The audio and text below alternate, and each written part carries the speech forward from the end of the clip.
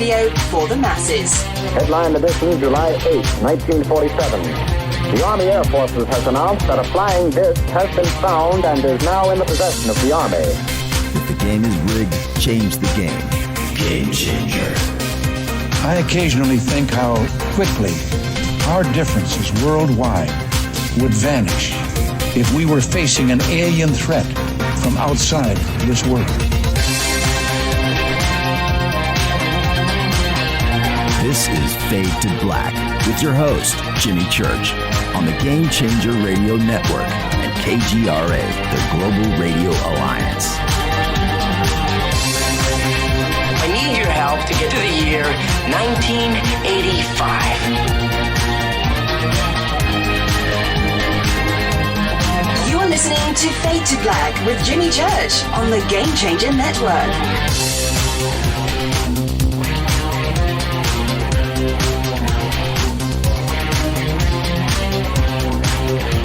Good evening.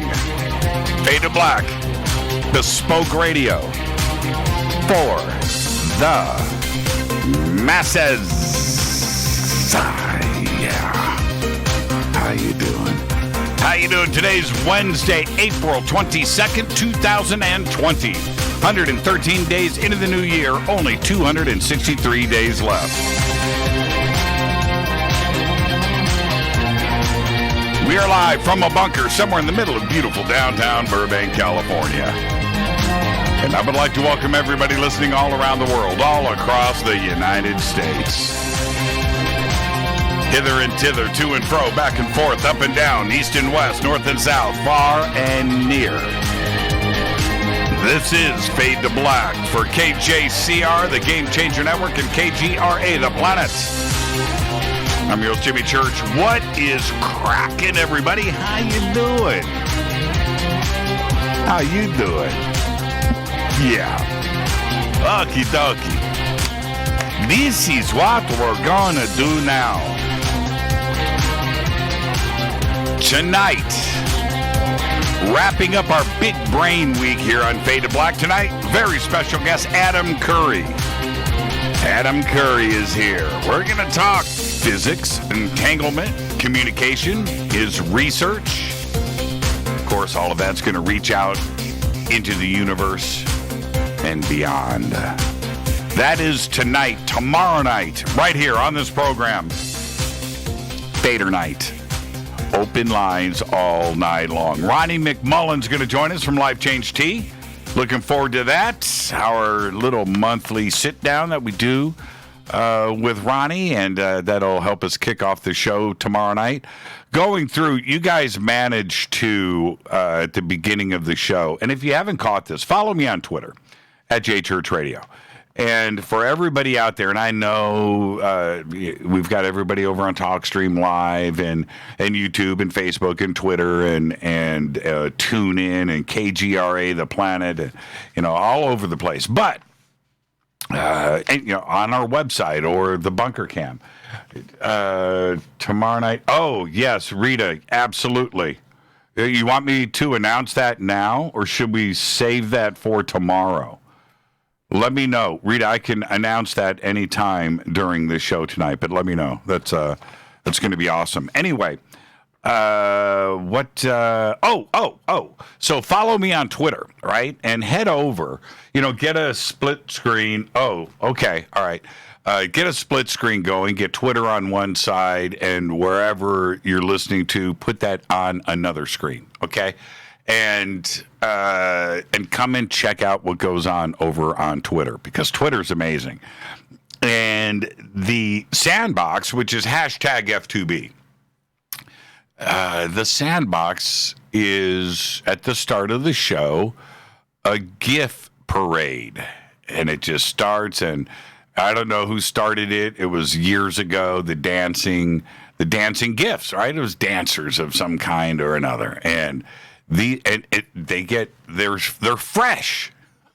I don't know, where do you go to find GIFs? There must be. It shows you how much I know about the internet, right? There's got to be some GIF portal where you can go. GIF or GIF, by the way, it's GIF. It's got to be GIF. Can't be GIF. it just can't be Jif. There's got to be a place. Where do you I need dancing GIFs for Fade to Black. Is that what you search? Because they are amazing, and I enjoy it so much at the start of each show, and it's always a fresh. It's fresh, man. It's good. These are good ones tonight. All right, thank you guys for that. It just makes me smile. You're watching me smile, so there you go. All right. Also tomorrow night. Yes, it is Fader night. It's open lines. Ronnie McMullen's going to be here. And tomorrow night, we're going to have a birthday party for Fader Not OG Cat Fleming. That's right. That's right. Get ready for that. Oh, man. Yeah, so there you go. And then, so tomorrow night, we'll have a really cool Cat Fleming birthday party. It's going to include the heavy metal music. It's going to be both kinds, actually. It's going to be heavy, and it's going to be metal. It'll be we appreciate both kinds here on Fade to Black. Some of the coolest Fade to Black, Fade or Not T-shirt pics are from Cat Fleming. All right, so I'll save all of that for tomorrow night, those birthday celebrations. Follow me on Twitter at JChurchRadio. That's what you want to do. Start off there. Start off at JChurchRadio. Hashtag F2B is the sandbox. I just mentioned that. And hashtag F2BQ is Fade to Black questions. And Mark Tarana, that's a dancing GIF right there. The 1966 Ford Mustang GT350 Shelby. Dancing GIF, man, all of it. Yeah, that's pretty cool. Favorite color, the right racing stripe. That's beautiful. Okay, let's see. Tomorrow night, Ronnie McMullen's going to be here. We're going to be talking about keeping your immune system in check. Visit GetTheT.com. Use the promo code FADER, F-A-D-E-R. You will get free shipping on all of your orders over $50. Go to GetTheT.com. Roddy McMullen has been a sponsor here since it's been 3 or 4 years. All right. Go and click on those GetTheT.com banners over at JimmyChurchRadio.com. And, of course, our newest sponsor here, Billy Carson, ForbiddenKnowledge.tv. It's his new internet TV network that he built just for you, for this community. And you would think when you head over there and you check it out, because you get a 3-day free preview. 3 days, right? You go over there and you're like, man, Billy built this for the Fader Knots. That's right. Think about that. Go and support Billy Carson and internet and his internet TV network. The links and banners are over at JimmyChurchRadio.com. I am distracted with the GIFs. Look at this. I'm doing my part. Man, that's such a great movie. You guys are the best. You guys are the absolute best. And River Moon Coffee, very excited to announce our newest blend, which is called Game Changer. Okay, visit their Amazon store. You can do that now. The links are over at JimmyChurchRadio.com. Of course, you can go to RiverMoonCoffee.com. All of the links are there. Fade to Black blend. That's what I'm drinking right now. Everybody knows that. I love it. It is the best coffee in the world. And check out Game Changer. Okay? Our newest blend. Promo code F2B blend on the website. Promo code Jimmy, Jimmy, RMC, River Moon Coffee, if you couldn't figure that out. All caps on Amazon, Jimmy RMC, and you'll get an additional 5% off of your order today, right now. Visit their Amazon store. It's so cool. All right, let's get to it. I am excited. Adam Curry is here tonight. What a great show last night with Manu. Big Brain Week, Isaac on Monday. Tonight, Adam Curry. Very excited. It's going to be a great show. Okay, and then Friday night, I'll announce it tomorrow. But Friday night, I'm over at Coast to Coast AM. All right, let's get to the breaking news. I woke up to this today, and so did everybody else. And I don't do politics on this show. Don't do it. Don't do it. Don't do it. I don't tweet it. Don't talk about it. But sometimes the breaking news is something you have to mention. Because today, President Trump said that he has instructed the United States Navy to shoot down and destroy any Iranian boats harassing American ships after a tense encounter in the Persian Gulf that was reported earlier this week went viral all over the internet, swarming little dinky gunboats, little speedboats, zipping around an armada of United States Navy ships. Crazy, right? But they did it, and they wouldn't stop. They did it for about an hour. So Trump tweeted today, I have instructed, this is a quote, I have instructed the United States Navy to shoot down and destroy any and all Iranian gunboats if they harass our ships at sea. And I'm reading the tweet. I'm on Twitter. I'm reading the tweet, and I didn't think it was real. I actually had to go back and double check that it was his official. I thought it was a fake account. I just thought there's just no way. Now, I know I'm asking the world to calm down, to stop. I'm asking the world to do that. Let's just chill out. And we've got other things that we're worrying about right now. And sure enough, this stuff is flaring up over in the Mediterranean. Well, anyway, or the Strait of Hormuz, or wherever this is going down, Persian Gulf. So, it was his tweet. And I guess the secret is out. Iran has flying boats. And that is the conspiracy.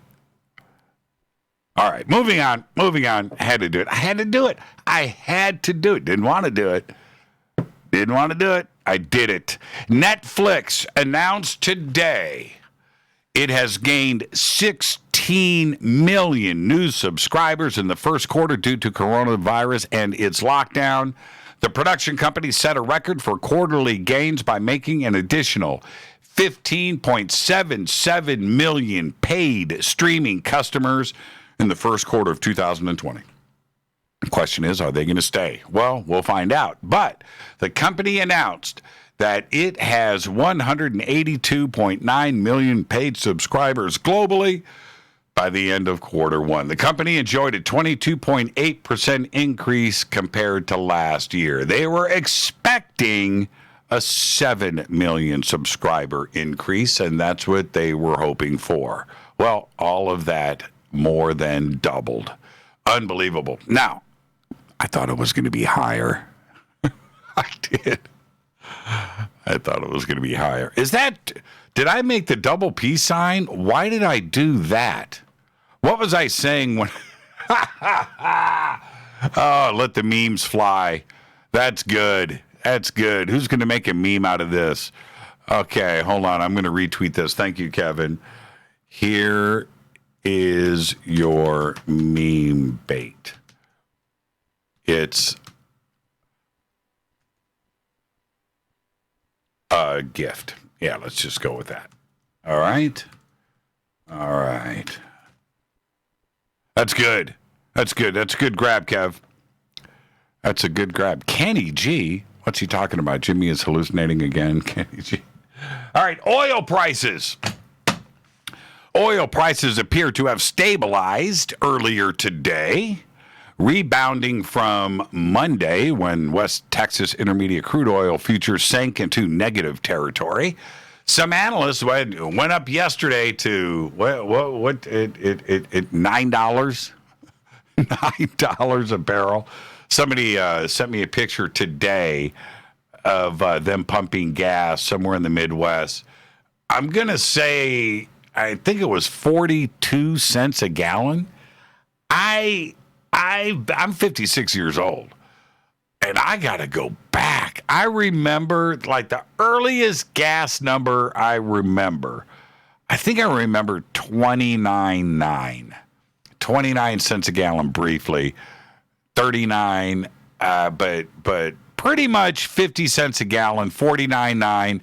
It stayed there for what seemed like forever. Yeah, 42 cents a gallon. Well, anyway, some analysts are now warning that prices are going to remain under pressure and head back to negative as long as supply outpaces demand. One analyst today, his name is Paul Sankey, managing director of Mizuho Securities, predicts, are you ready? West Texas Intermediate crude prices and futures could fall to minus $100 per barrel May 1st, next month. That's right. They settled at minus $37.63 on Monday, the first time in history that the price closed below zero. Minus $100 a barrel. Well, we'll see if that prediction comes true. Absolutely incredible. All right, today I want to thank Paola Harris. I was interviewed by her earlier today. It was great. It was fun. So much fun to be on the other side and have somebody ask the questions. It was really, really cool. It was very special. And one of the things that I do need to mention, I've been mentioning this for a couple of weeks, and I said it to her today, that November 5th through the 8th, her StarWorks UFOs and Artificial Intelligence conference that is going on in Laughlin, Nevada, is still on. And with everything that is happening right now, this crisis is a worldwide thing. We're all in lockdown. I've got pictures of me out there on the road with a face mask. Yeah, gloves. Yeah. That's what we're dealing with today. And by the time this conference happens in November, we are going to be ready. Her conference is going to be the biggest and the best ever. Go to StarWorksUSA.com for tickets and info. Paul Hynek's going to be there. James Fox is going to be there with his new movie, The Phenomenon. Grant Cameron's going to be there. I'm going to be there. Rita's going to be there. The Faded Black Crew's going to be there. And the entire list of speakers, both national and international, are right there at StarWorksUSA.com. Click on the banners at JimmyChurchRadio.com. And one last PSA, which is Disclosure Fest, which is June 20th, Saturday, June 20th, here in Los Angeles at the historic Los Angeles Park in downtown Los Angeles. For now, the event can happen. That is according to the state and city of California, the city of Los Angeles. And so everything is a go. DisclosureFest.org is your portal. So the links are over at JimmyChurchRadio.com. All of the information that you need is right there at DisclosureFest.org. Let's get the show cracking. Happy birthday to Jack Nicholson. Today is 83 years old. That's right. Jack Nicholson, 83. Think of Jack Nicholson? What do you think of? Chinatown? The Shining? The Lakers? Our dead guy's birthday today is Glenn Campbell, 1936 to 2017, died at the age of 81. One of the greatest musicians in history. He placed a total of 80 different songs on either the Billboard Country Chart, the Billboard Hot 100, or the Adult Contemporary Chart, of which 29 of those 80 made the top 10, and 9 reached number 1 on at least one of those charts. Among Campbell's hits are, I Did It Today, man. I listened to them all. Gentle on My Mind, By the Time I Get to Phoenix. If that don't put a lump in your throat, right? Wichita Lineman, Galveston, Rhinestone Cowboy, and Southern Nights. Man, happy birthday, Glenn Campbell. I hope you're listening. All right. On this day in history, OTD, 1970, it went down. Earth Day. An event to increase public awareness of the world's environmental problems.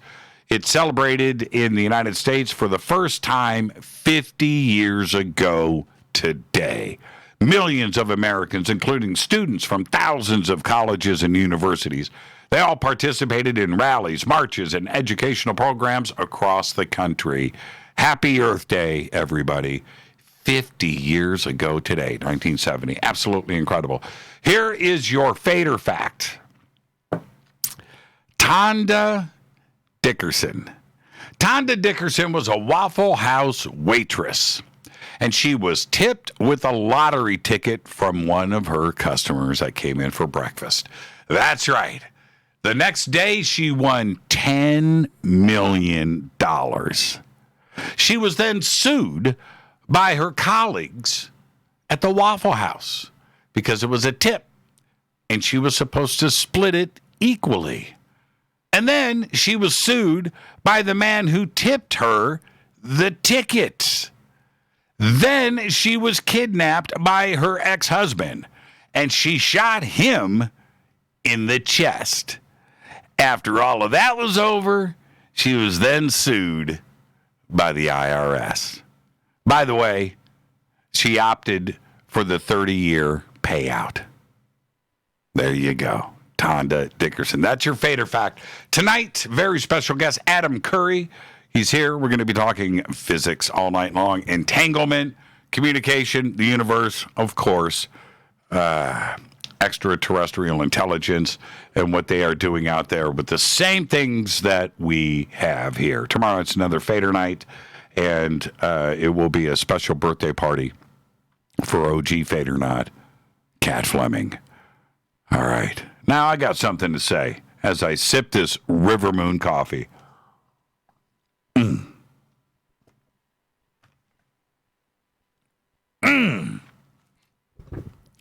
I swear, River Moon coffee is the best. This is the best. There is something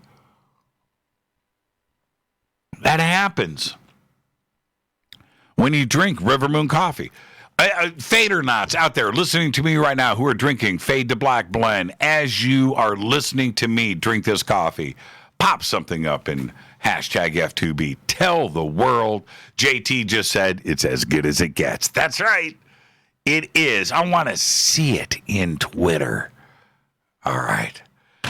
Well, finally, here in Burbank, the rain has stopped. And today was the first day that smelled like summer. And you know the smell. There's nothing like it. Smell. That sense, the sense of smell, is one of the most powerful emotion starters. Strong. It'll take you wherever you want to go. And sometimes it's something that you cannot control, like what I'm about to tell you. But we'll get to that in a second. The summer smell is one of those.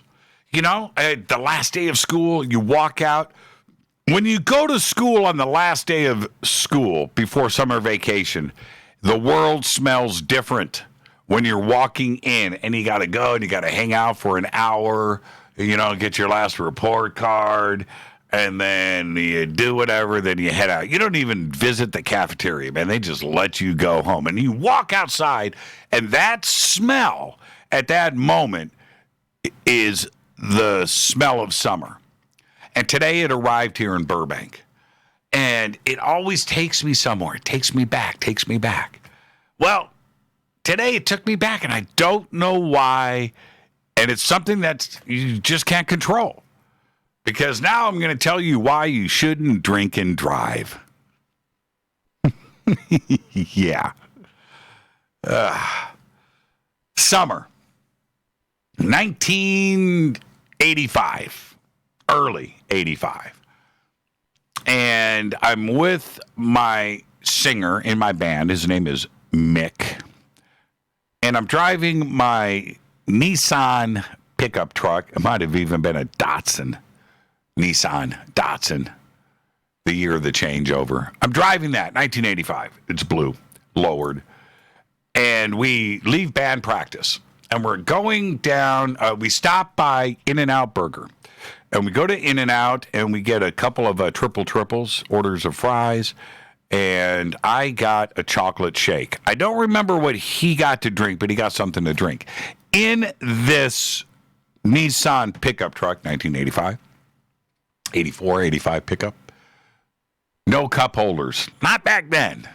No, cup holders weren't a thing yet. So that was always an issue, what you did with your drinks. And in this case, chocolate shake. Never drink and drive. So we're now on the 10 freeway, and we've got things going on. We got French fries. We got burgers. We're eating. We're on the freeway, on the 10, and we only had to be there for a few exits before we got on the 605, zigzagged up to the 210 and headed back over to Pasadena. By the way, we were in La Puente. Okay. We're on the 10 freeway, and I'm driving. It's a stick. I'm driving with my chocolate shake on the top of my steering wheel, right? Doing 60 miles an hour on the freeway, steering like this, and reaching, like arranging and driving with my shake up here, driving on the top of the wheel. French fries, arranging my burger. He's doing the same thing over there.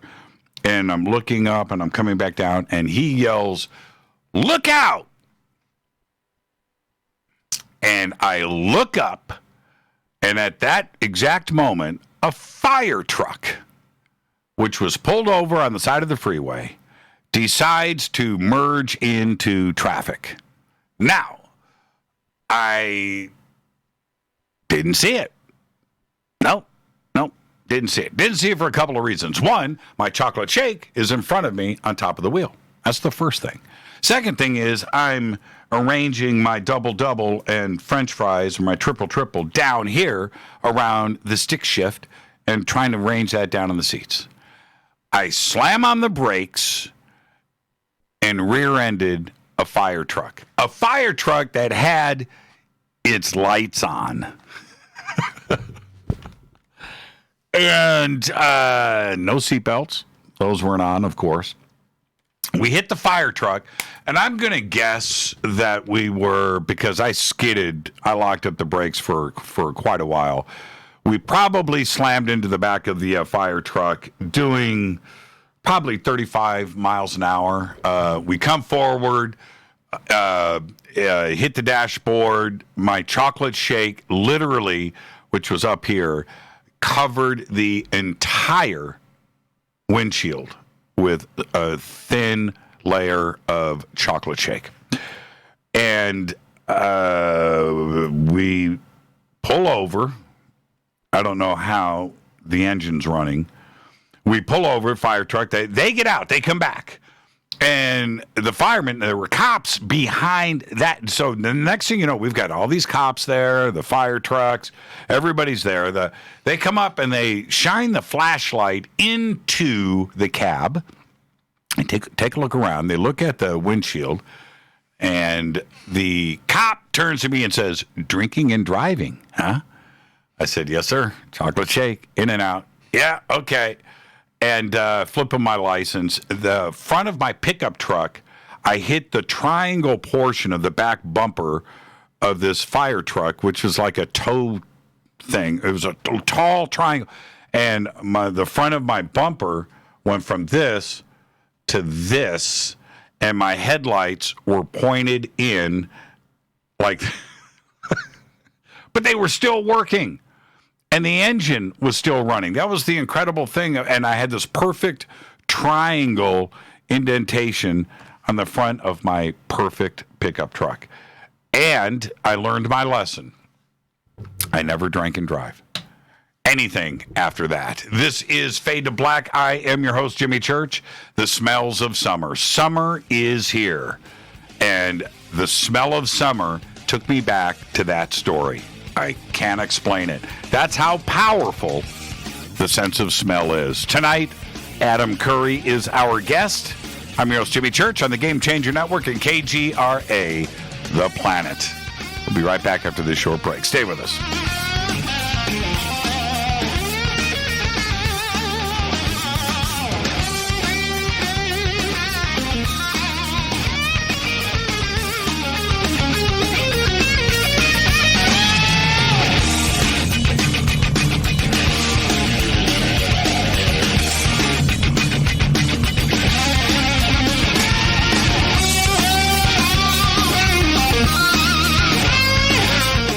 This is Nicole Church, daughter of you-know-who, and you're listening to Fade to Black on JimmyChurchRadio.com and the Game Changer Network. You're listening to Jimmy Church, Fade to Black. Fade to Black will now pause for alien identification. The station that talks the net. KGRA Radio. When you take the beans from Central America with dashes of Indonesian and African mixed in and then roast it to the dark side of Fade to Black, you create the ultimate brew of fringe. Introducing the Fade to Black blend from Rivermoon Coffee. Yes, Rivermoon's darkest customized roast was created for the love of Fade to Black. The alchemy of masterful roasting and smoking the beans is in every sip of this full-bodied, dark Java. I need my coffee dark, deep, with distinct bittersweet chocolate highlights, just like the bunker. Leaning further into the darkness of the roast is Fade to Black blend from Rivermoon Coffee. Just click on the banner at JimmyChurchRadio.com and use the promo code F2BBLEND for 15% off of your order today. Go Beckley Teppy. This is Jimmy Church of Fade to Black, and you can get our podcast for just $2 per month. All you have to do is click on the podcast banner over at JimmyChurchRadio.com. OMG! People are jumping on board to the Life Change Tea Regiment. Brew, steep, and drink for a gentle, taste-great cleanse. It's changing how they feel. See what everybody's talking about. Log on to getthetea.com. That's getthetea.com. Life Change Tea aids in digestive slowdown and helps people get moving down a healthy path. We won't make claims. We'll just let you decide. Experience is much better than a commercial anyway. If you want results, log on to getthetea.com and purchase your super strength cleansing tea. You won't be disappointed. And if you're looking for some mind-body suggestions, go to YouTube and punch in the search bar Health Matters Now. That's Health Matters Now. Put power into your health now. So, getthetea.com. That's getthetea.com for super strength tea. And YouTube, Health Matters Now. That's Health Matters Now for valuable suggestions. Getthetea.com. The tea that makes you go. 9 out of 10 geneticists agree. Fade to Black is not your father's radio show. On the Game Changer Radio Network and KGRA, The Planet. Hi, this is Rob Reiner from Anvil, and you're listening to JimmyChurchRadio.com. What's up? I'm Chris. What up? This is Kyle Manson. You're listening to Jimmy Church Radio.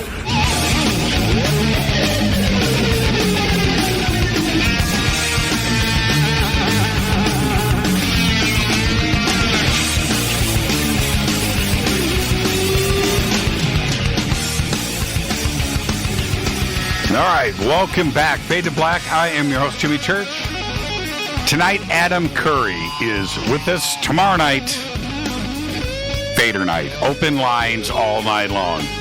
That's right, Ronnie McMullen's going to be here from Life Change Tea. And, of course, we're going to say happy birthday to Kat Fleming. Kat, that is a wonderful, wonderful, I mean, I cannot believe. Look at the date. 2015. Look at that. That's amazing. That's absolutely amazing. Happy birthday, Kat. We'll see you tomorrow night right here. And tonight it's Adam Curry, and we are going to be discussing entanglement and physics and the future of communication throughout the universe. Adam is an inventor. He's a tech entrepreneur. He is now he's in Colorado, but formerly of Silicon Valley. His background is in traditional hardware and software startups. I might even be incorrect about that now. I'll find out where Adam actually is. And but in the scientific study of consciousness, he has spent over 10 years in the research community at places like Princeton University's PEAR lab and the Institute of Noetic Sciences. Adam got his start in tech at 17 when MIT named an asteroid after him for inventing a new seismology device based on electrogravitics. He has worked and has been featured on Through the Wormhole, Vice, and elsewhere. Currently, he is the co-founder and manager of several companies based on the new paradigm science, including Entangled, a mobile app that explores global consciousness. His website is entangled.org. I would like to welcome back to Fade to Black, Adam Curry. Adam, how are you, man? Good, and we're great. Thanks for having me back, and I appreciate the heavy metal intro music there. Yeah, you know, and thank you for that. I'm going to ask you a question about that in just a second.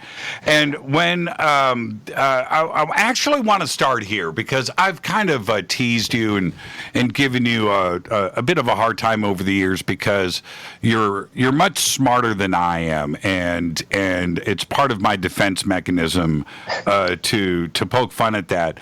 But also, I called this week Big Brain Week on Fade to Black. We had Isaac Arthur, the physicist, on Monday. And last night, Dr. Manu Savzadeh was here. Tonight, you are here. Does it, for you, I mean, does it bother you that people refer to you as the smart guy in the room? Do you pay attention to that? Or not? You know what I mean? Do people focus on that a bit too much? Yeah, it's not terribly uncomfortable, but it's a little bit cringy, so I just kind of have learned to ignore it. I know it's not true anyway, so not a problem. But are you typically it's either, oh, you're the consciousness guy, or it's, didn't you have a show on MTV in the 80s? That's good. That's good. Okay, so comedy is your second coming, and you can see Adam at Sir Laughs a Lot here in Burbank every Monday night. But see, this is the thing. You also grow up being one of the smart students in school too as well, and that automatically throws you into another group of which can be torment or not, but you have to go through that too as well. Did you do all of those things that are part of urban myth and legend? I did some of them, and others I did not do. I was lucky enough to start down a path of exploring alternative science, unconventional topics scientifically, such as the UFO question, such as the nature of consciousness and so forth, while I was still in high school. Right. And it became really clear to me that what I was learning or told to memorize in my high school physics classes and later on in college was, if not wrong, then certainly incomplete, which makes anything very difficult to know, right? Why study it if you know it's wrong? Mm-hmm. To say nothing of the excitement of the alternative. And so I was a good student. I didn't really study that much. I was much more interested in business, in tinkering at home. I had my own little chemistry laboratory in our basement. I made fireworks. I built a lot of Tesla coils. I just generally had fun like that. But no, I was never picked on or anything like that. I was absent as much as I could be. Now, there's something else. You and I'm not sure the first time that you and I met. I'm not sure about that. But we have had the opportunity to talk a lot over the years. And you attend a lot of the conferences, and I see you at them. But you are not out there necessarily mingling and being an extrovert like I am, right? I got a big mouth. I like a crowd. I like to walk into a room. You're there to learn and to hang out and to collect knowledge and not necessarily be the loudest guy in the room that I do, right? But I have also found that once you start talking, you don't stop. Right? So that's, am I right about that? That's the key to Adam Curry, is to You need to be in your comfort zone, right? Is that part of the learning that you've done over the years, that you focused on the pragmatic side of science and not necessarily being the loudest guy in the room like somebody like me? I took the Myers-Briggs test, and my personality type is an INFJ, so an introverted, intuitive, feeling, judgmental person. So I'm not wrong. However, my logical sign is a double Leo. So I have these two very conflicting, bipolar personality characteristics. That doesn't make any sense at all. Actually, it does. Yeah. Well, wait a minute. What did I just say? Right? That once you do... Oh, it's completely consistent. Yeah. Wow. Oh, that's very interesting. It's very interesting. Now, let's actually, we've got a lot to talk about tonight. You brought up a couple of different things early on that I want to discuss and get out of the way. And the first thing is consciousness. And when we get into this, the part about consciousness that I'm always interested in, when I hear a physicist say the word consciousness, I automatically open up my ears because I want to know what he's going to say next. Right? That's a crucial part of who he is or her as a scientist and as a physicist. They can go either way in the consciousness question, right? When you hear consciousness brought up in our community, it's great, it's wonderful, we understand it. We know that something is going on there. We enjoy it. We enjoy the connection. But in science, consciousness is like, that's as crazy of a word to throw around like Atlantis or aliens. It is, isn't it? It used to be. And it's, however, coming into vogue in the mainstream a little bit more for reasons we can get into. But consciousness...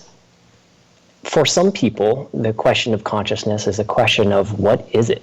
How do we explain it? Where does it come from and what can it do? And for other people, the question of consciousness is how do I use it to benefit myself? How do I expand my consciousness? What are the depths of my own awareness that I can plunge into and come out learning something new? And the two are related, although it's kind of tricky to connect them, but maybe we can try to do so. Well, okay. Now, could you imagine somebody like Lawrence Krauss, right? Richard Dawkins or Brian Greene or Sean Carroll or Neil deGrasse, any of those guys, say what you just said. Yeah, I'm enjoying consciousness, and I'm trying to explore and how to expand it inside of myself, and how we can use it to connect with that. They would never do it, right? They would never cross that line. It's probably bad marketing for the carefully constructed scientific personality that they've created in the public. In private, who knows what they'd say, but in public, it would seem perhaps a bit contradictory to their prior opinions. When you hear physicists, or I'm saying physicists, but let's just go with the general scientific community, mention that when it comes to consciousness, they will usually go with the tried and true, I keep using the word dogma, but in this case it applies, that consciousness is nothing more than a chemical reaction. All right? That's all it is. Consciousness is in everything in some small degree. You accumulate enough of the atoms together and the electricity that is there, consciousness is created, but it's a natural occurring event in the universe.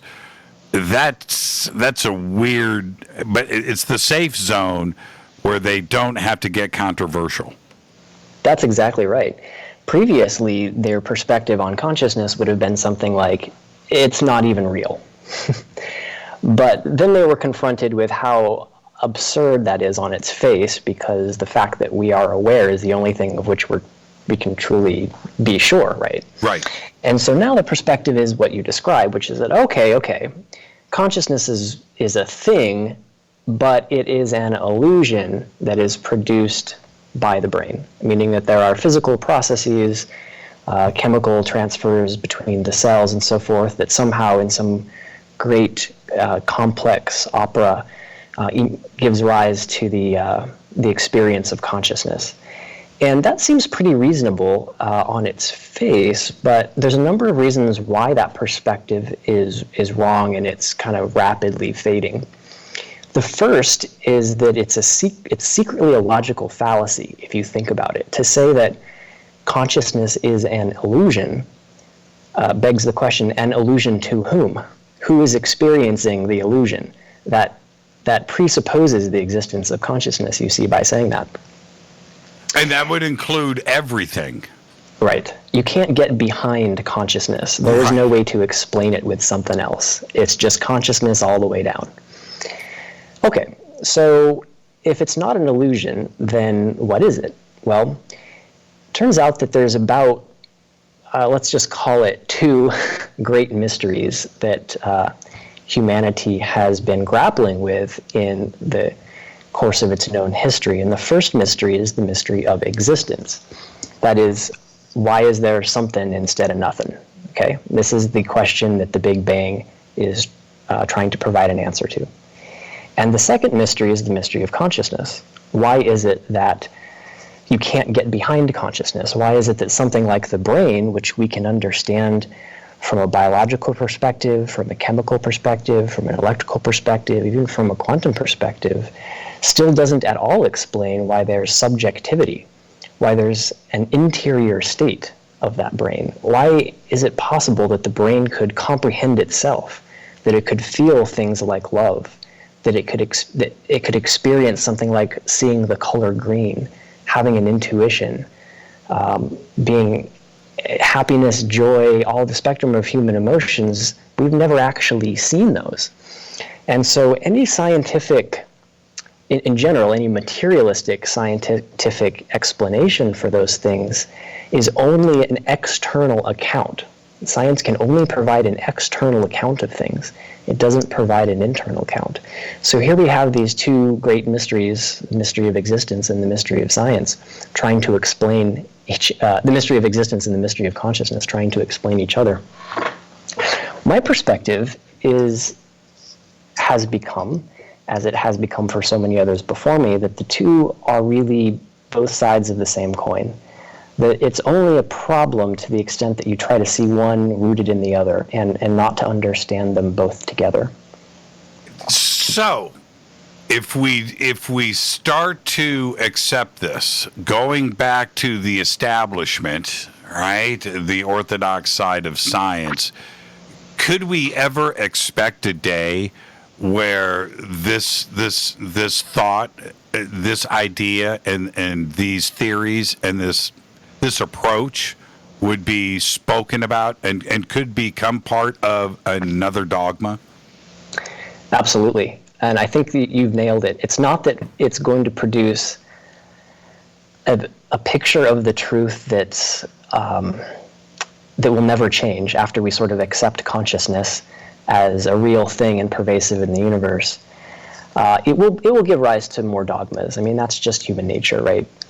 But yeah, I mean, I think that is rapidly happening. Probably within the next 10 years, there'll be a much broader consensus on the nature of consciousness and its proper role within the physical world, to the extent that you could say that this is now mainstream science. I think it's literally only about 10 years away.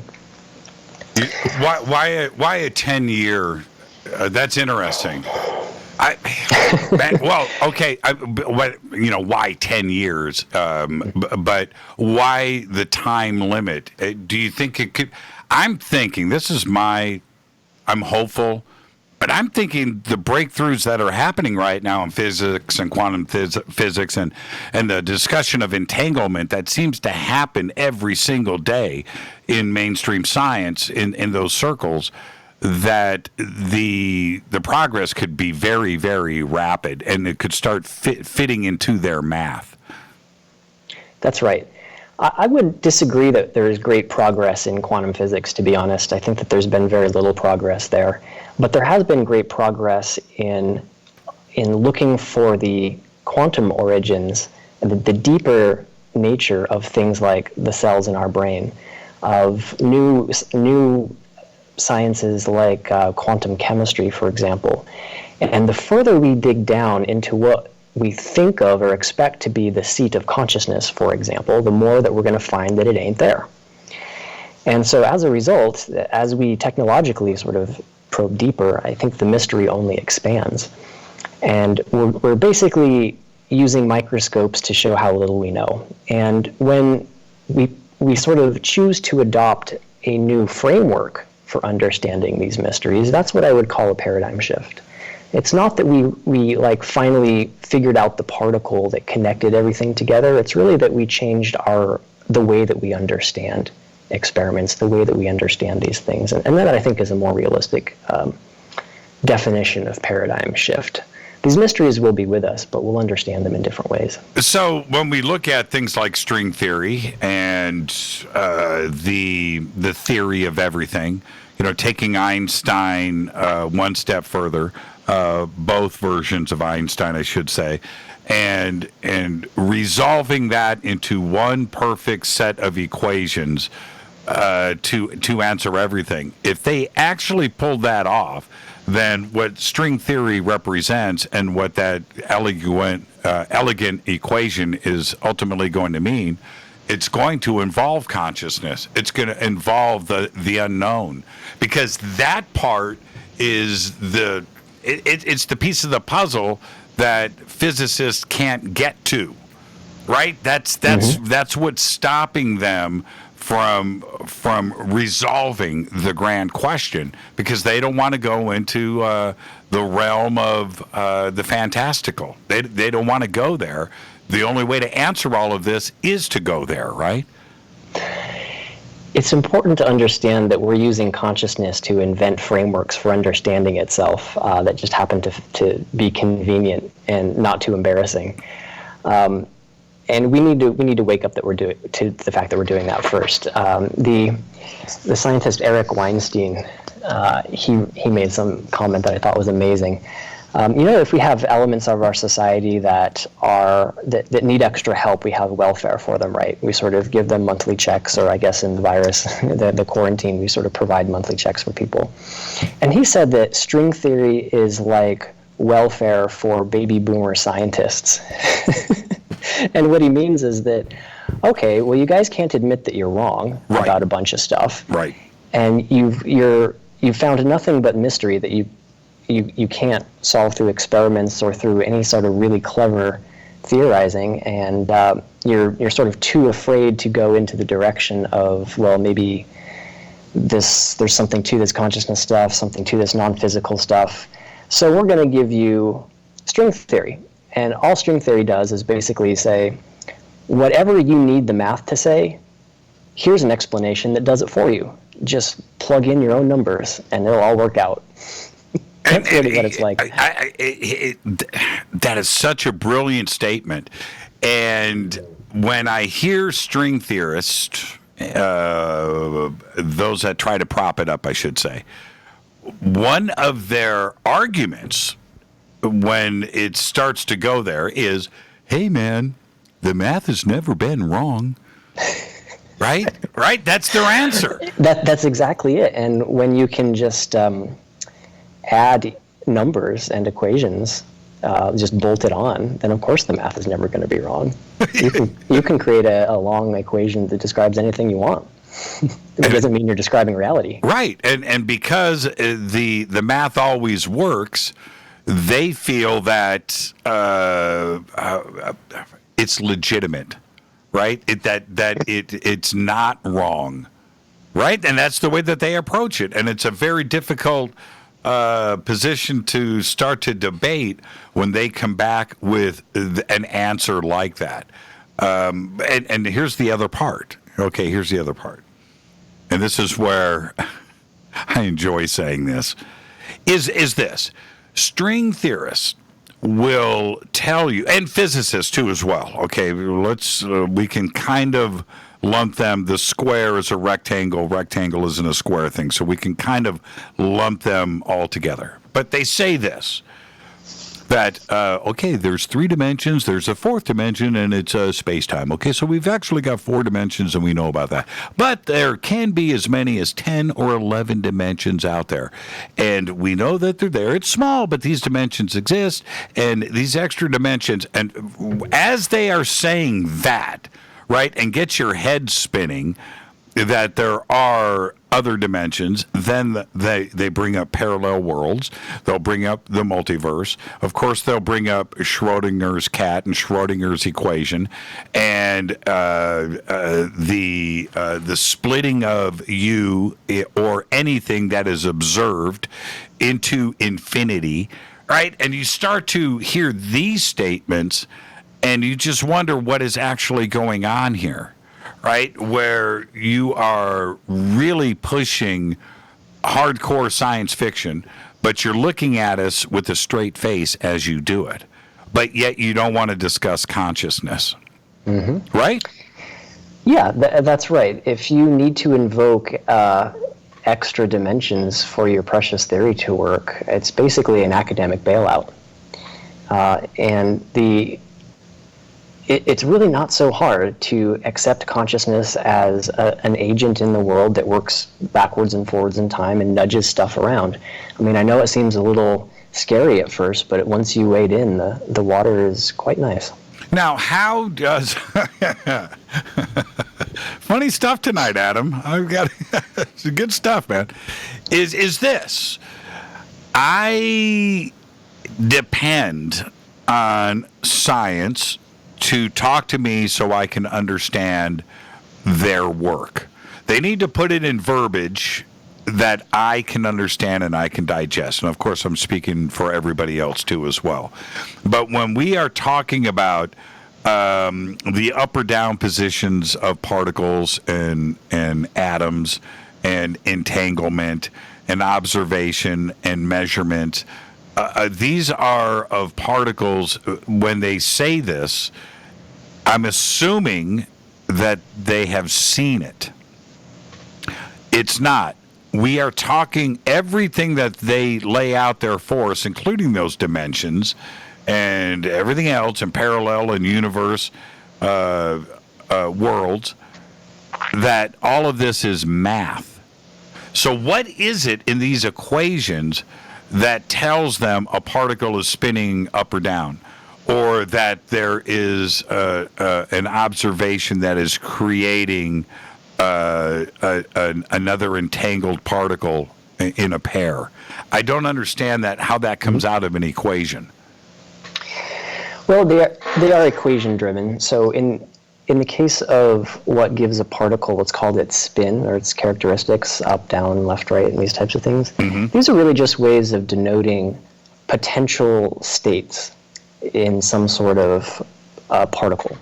So if you could constrain a single particle down to a very limited route of possibilities and route of states, then you can describe those states as up, down, and so forth. And you're kind of working from there. It gets more complex than that. In the case of what you're describing here as the collapse, the measurement problem, that's a little bit more robust.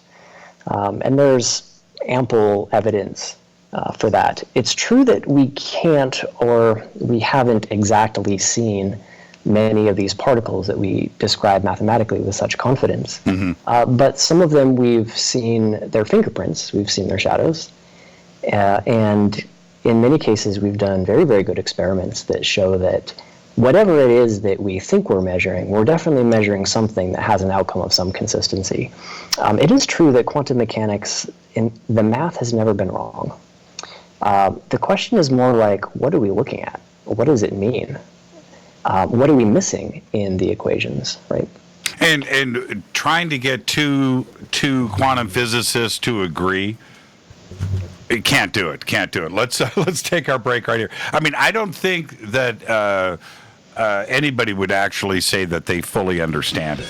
That's the other part. Where just, Adam, as I'm getting a grip on it, and then I find out that they actually don't feel like they really understand That's right. I'm just like, wait a minute, I was getting close. Let's take a break right here. Our guest tonight, Adam Curry. I am your host, Jimmy Church. This is Fade to Black on the Game Changer Network and KGRA, The Planet. When we come back, Entanglement. Stay with us.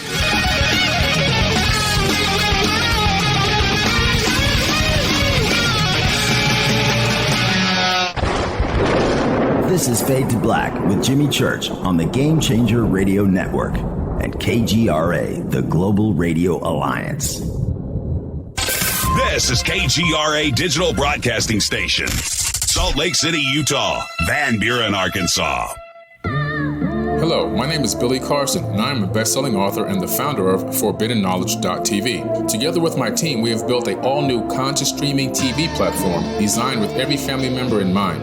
If you have ever wanted to travel the world and attend lectures and workshops from your favorite speakers but weren't able to, look no further. ForbiddenKnowledge.tv. There are dozens of workshops and lectures from speakers you know and love. We have also included amazing categories to assure that your consciousness is entertained and elevating on a daily basis. Amazing interviews, ancient history, ascension knowledge, wisdom teachings, documentaries, conspiracies, mysteries, health and fitness, conscious cooking, meditations, finance, yoga, and so much more. To start your free trial on any mobile device or computer, surf to ForbiddenKnowledge.tv. That's Forbidden Knowledge with the number 4, ForbiddenKnowledge.tv. Again, visit ForbiddenKnowledge.tv today. Introducing the new Surfer Music app. Listen, Fade or not, you know I love my music. This is my go-to for all things notes. The Surfer app is a brand new concept in music listening. Surfer is free, providing unlimited access to thousands of live streaming radio stations. Surfer is an exciting, interactive listening experience. Discovery and surprise are built right in. Surfer is your destination to discover and rediscover great live streaming music. It features high-quality audio streams, free access to music from thousands of live streaming radio stations, unlimited listening, unlimited skipping. You get a music visualizer, and you can also select your favorite channels. Get it at the Apple App Store or Google Play. Just search Surfer Music or click on the Surfer banner at jimmychurchradio.com. Go Beckley Teppy. Okay, nurse, let's get this man to the ER stat. Right away, doctor. We see this every day. Heart attack or angina pain due to blocked and clogged arteries. Chelation can remove obstructions or blockages from arteries and help avoid painful and expensive surgery. Now there's Angioprim. It's a liquid oral chelation product that you take with juice. You start to feel the results fast. Angioprim increases blood flow all over the body, and that means more energy and strength to take on the day with less aches and pains. 60 years of research has gone into chelation, and Angioprim is the result. A safe and easy way to unblock your veins and arteries from buildup that slow circulation. Paging Dr. Jones. Please report to the emergency room right away. Log on now to angioprim.com. That's ANGIOPRIM.com. Or to speak with a trained consultant. Give Angioprim a call at 954-882-7221. That's 954-882-7221. Hello, I'm Katie, and you're listening to my main man, Jimmy Church, on jimmychurchradio.com. Hi, this is Ray Hobbs here, repping the planet, and you're listening to my good friend, Jimmy Church, Fade to Black, on the Game Changer Network and the KGRA Digital Broadcast Station. This is Toby Kebbell. You're listening to jimmychurchradio.com. Don't hurt me, Jimmy. I'm only little. Hey, I'm Adrian Grenier. And this is Ari Gold. We're the Honey Brothers. Yes. We're of the Honey Brothers. Hey, I'm Adrian Grenier. And I'm Ari Gold. We're the Honey Brothers. And you're listening to Jimmy Church. The Revolution. This is Jimmy Church of Fade to Black, and you can become an official Fadernaut by just going to our membership section at jimmychurchradio.com. Hello, this is Serena Wright Taylor from Conscious Life Expo, and you're listening to Fade to Black with Jimmy Church, who holds the Lucky Pony record for the best astrological chart since 1963. True story. This is Micah Hanks of the Gralien Report, and you're listening to Jimmy Church on Fade to Black, across the globe on the Game Changer Radio Network and the one and only KGRA Radio, The Planet.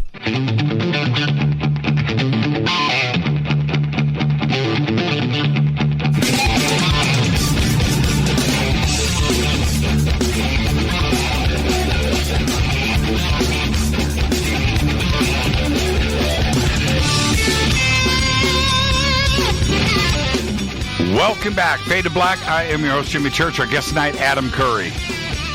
Yes, and I just tweeted out to the other Adam Curry from MTV. And Adam and I, years ago, were in a lot of communication trying to line things up to bring him on the show. And we will do that. And it just stirred the pot. Podcasting, right? Podcasting, that's Adam Curry. You need to think about that for a second. We'll get Adam on the show, and it'll be fun. And how many times, Adam, and now that I just mentioned that, how many times are you, you're not quite old enough to remember Adam Curry when he was in his heyday, but I'm sure that it gets, is it every day somebody mentions it? No, it's only when I meet people with some musical taste and a modicum of years under their belt.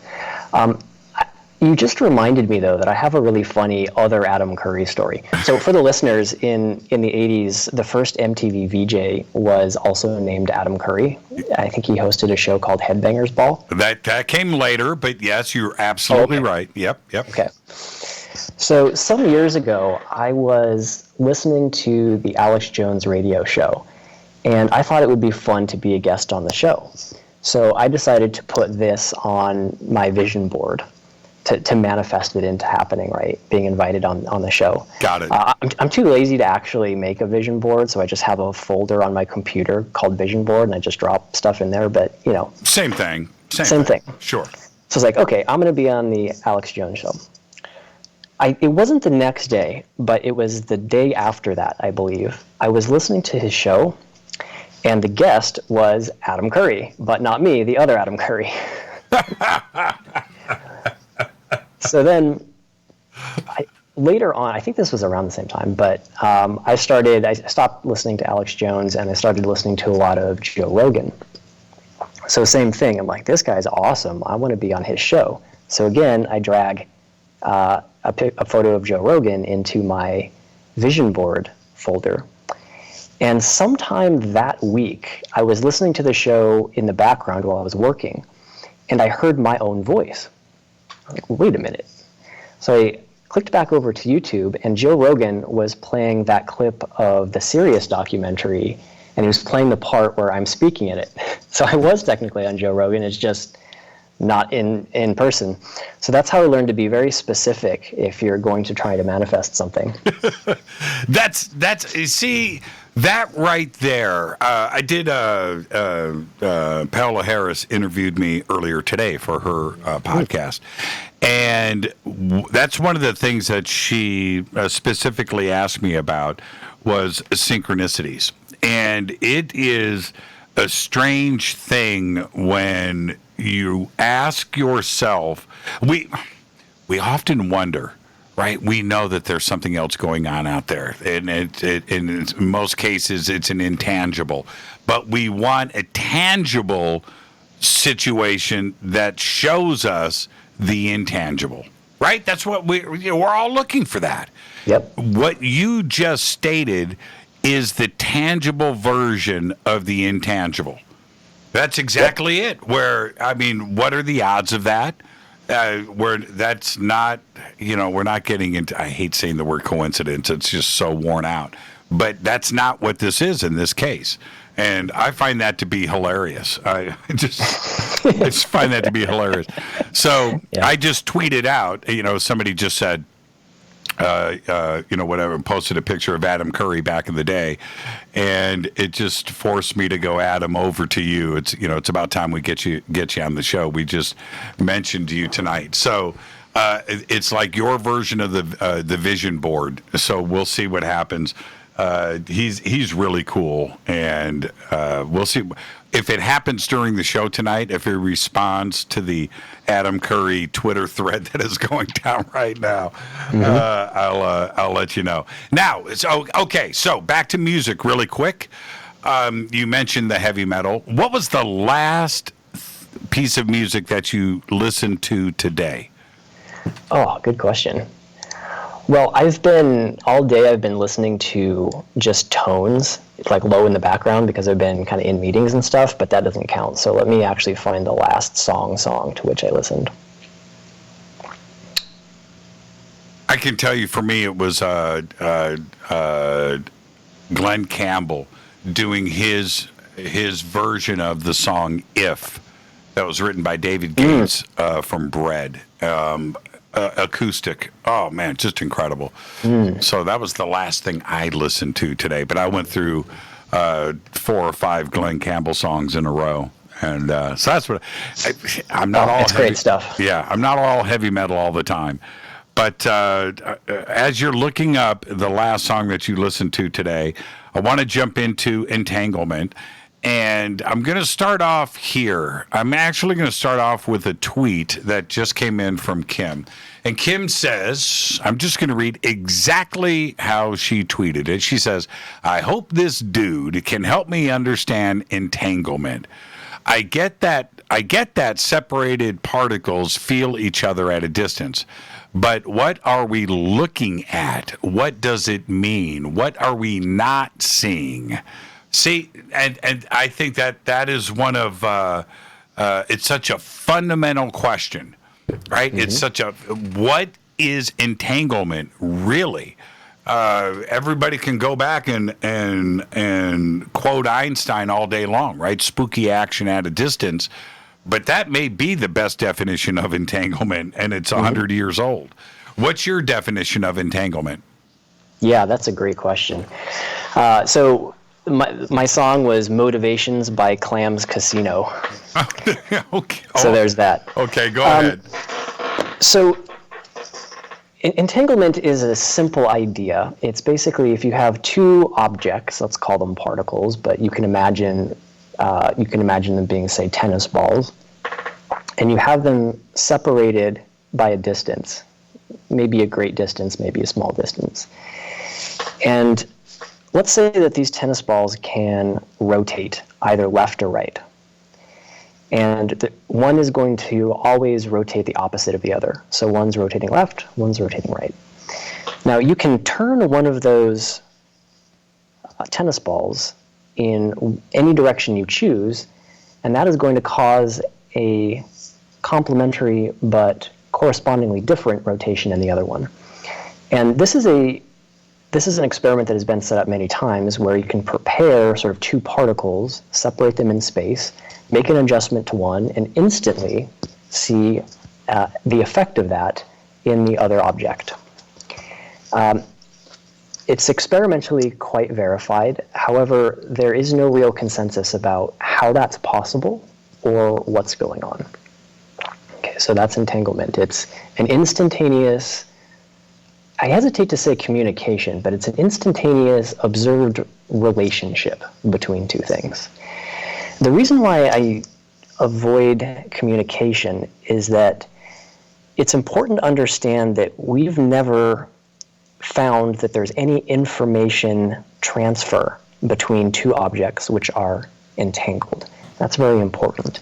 We would think that there's got to be some sort of information being transferred from object 1 to object 2, but we've neither found it nor do we have any possible way of explaining it just yet.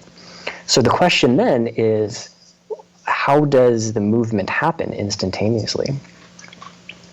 And unfortunately, we don't really know, but the answer to that depends on the cosmic schema that you're using, let's say. Mainstream science has what's called the Standard Model. Okay, and that's the collection of agreed upon interpretations of experiments starting from the Big Bang onward. Mm-hmm. It provides you no answers. It does not. That's the way it is. Right.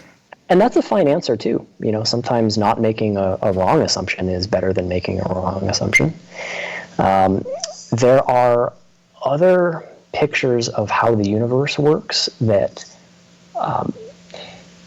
bake in sort of instantaneous information transfer. I'm thinking of the holographic universe theory. And the holographic universe theory, it takes the idea of what a hologram is, and it expands it to the entire universe. Now, there's some very interesting properties of a hologram that would start to kind of make sense of these weird things that we're seeing. A hologram is an interference pattern between two lasers shine on a light. I won't get too much into it, but basically one unique property of a hologram, that 3D kind of light image that we've all seen, is that you can take a little bit of that hologram and reconstruct the entire thing. So information is sort of contained in the small about the very large, as below, so above. And it's sort of instantly there, right? And if the whole universe is something like a hologram, then it's much easier to develop a framework for understanding something like entanglement. But the reason why I think that's a really good question is, while we're probably not going to get to any resolution in terms of like what it is objectively, we don't know. I have been setting up some bizarre experiments over the past year, which have tried to take this concept of entanglement to some absurd lengths. And I can tell maybe some stories about, well, I'm not even sure if I should tell these stories, but whatever, we'll talk about them. Sure. Well, okay.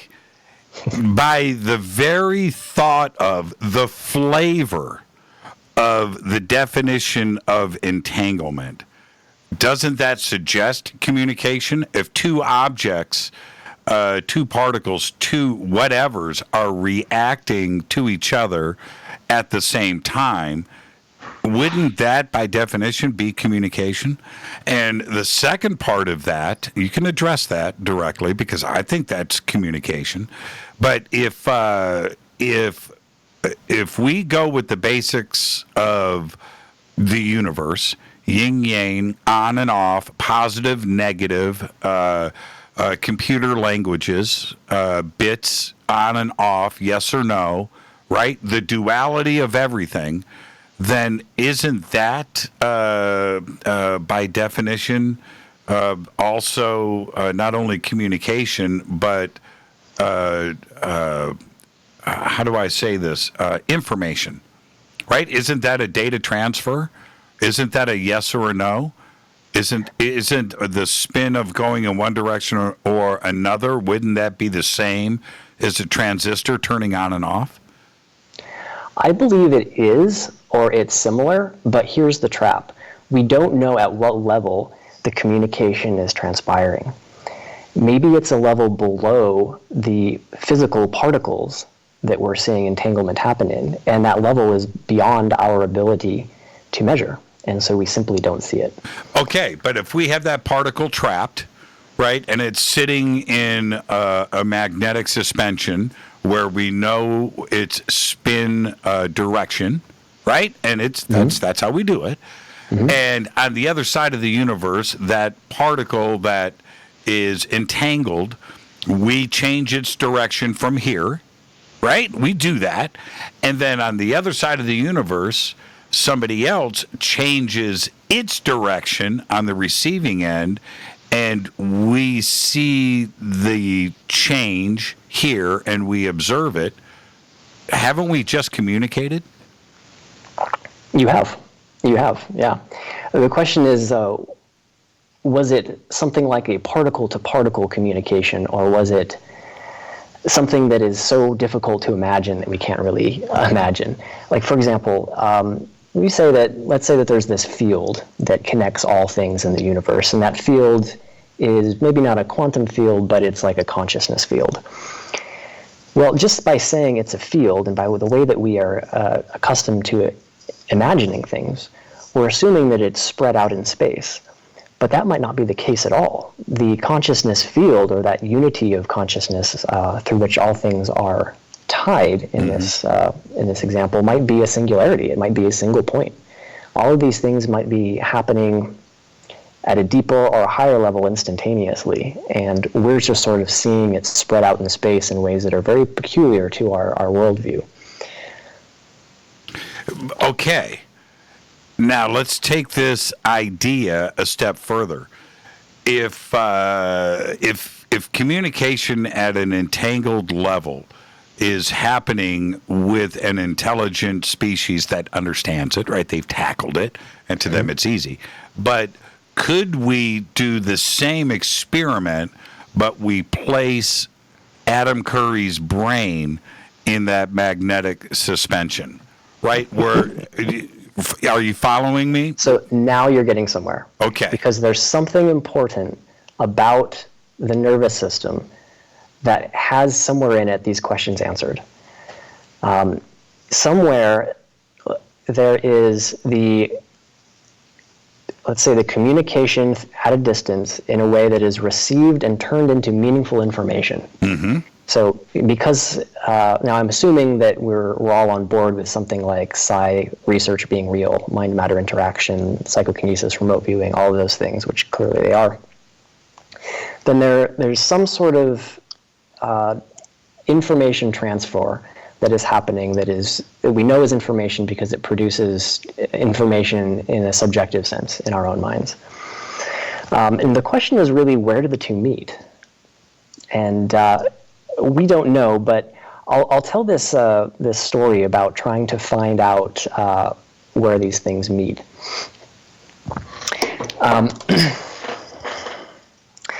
I have a small company here in California, actually, and I have a warehouse. And in this warehouse, I have a warehouse manager, and let's just call him David. So David is the type of person who is on top of everything. He never misses a beat. He prides himself, in fact, on being very thorough, and he is. He's amazing. So I wanted to see if there was something about that brain, let's call it the beliefs or the memories contained within that brain, or let's say associated with that brain, something about David's beliefs and memories. Okay, is David on board with this community? David is not. Okay, perfect. Okay, continue. Okay.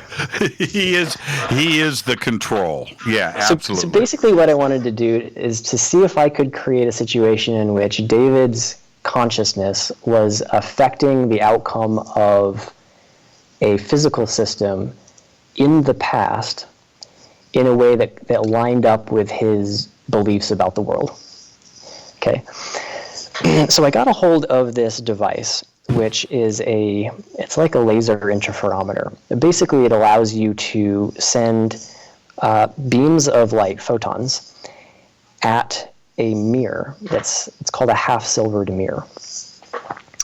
And as the photon encounters this half-silvered mirror, it has an equal chance of bouncing off of the silver part, in which case it's directed into one detector. Got it.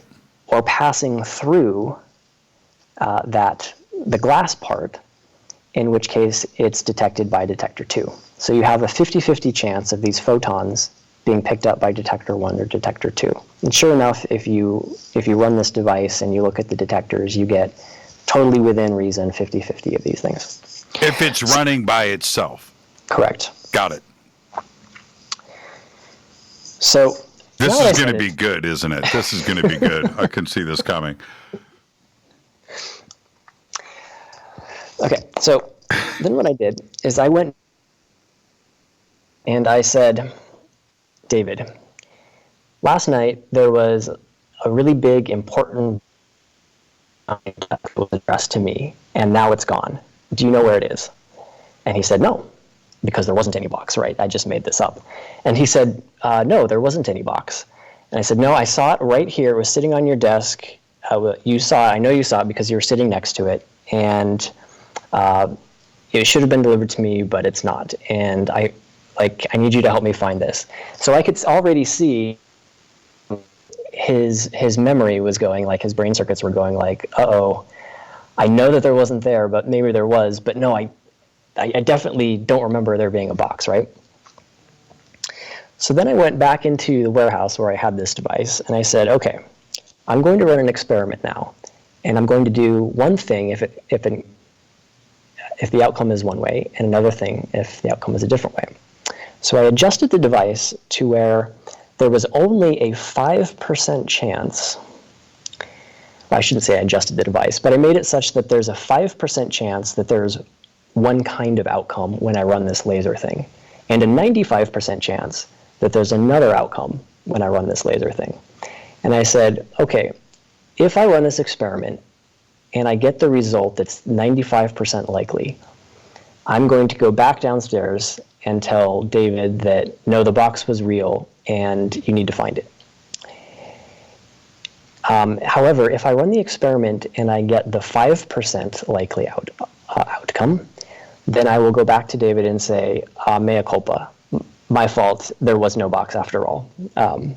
In other words, everything about your memory of reality is intact. So you see where I'm going. I do the experiment, and I get the 5% result, which is very interesting. Now, this is only one experiment, right? But to me, this kind of means that at some level, our memories, our beliefs about the world, our beliefs about our very characters and what we would or wouldn't permit to be in our lives have some sort of measurable impact on the physical world in a way that actually has a sort of time independent. And this experiment kind of suggests that. Do you think that just like bats or animals that are sensitive to a different light spectrum, right, than our eyes are, that an advanced civilization out there with the full understanding of entanglement and the universe being connected at the very smallest particle level, all the way through sentient beings, of course, that they could see this, right, that they could observe this, that they don't need an experiment, that it is part of, just like bats, for us to see into different spectrums, we have to have a special instrumentation to do that, whatever it may be. But an animal doesn't, and they would wonder why we can't see what they can see. Right? You understand what I'm saying? Do you think that an advanced civilization would be able to observe these interactions that you're talking about now, that we need to go with heavy instrumentation to observe? I think that they can observe them with instruments, but I think that their ability to tune into, let's say, to tune into the information that's out there, to tune in rather to the meaning that's out there in the universe is far more advanced. And they can probably operate on a level or within a plane that allows this kind of communication to happen in a much greater and more facile way. For what is for us a transcendent experience, maybe even with another ET, is actually probably quite common with these. And I think that that is an ability, but a dormant ability in an advanced brain. It's an ability that we have, but it's largely dormant. Are you suggesting, we got to take a break in 30 seconds so you can answer this quickly, are you suggesting that we did have that ability at one time, but we just let it go? Oh, now we're getting into one of my favorite subjects. I think that I have actually experienced something like that through quantitative electroencephalography, a QEEG system. But yes, I think that we all have it, and that to really understand that is to understand ourselves, to understand the reasons for a lot of the problems in the world, but also to understand how we can start to fix ourselves so that we fix the problems in the world. Well, let's take our break right here.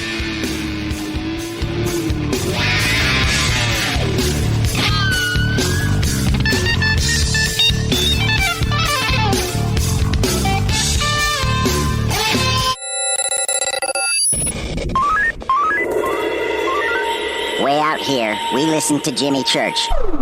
You're listening to Fade to Black. Always on the edge of the hottest alternative talk. Jimmy Church with Fade to Black. KGRARadio.com. ¿Qué tal, mis amigos? Yo soy Mario Carson, el tiburón, y los invito para que escuchen a mi buen amigo Jimmy Church Radio. ¡Claro que sí!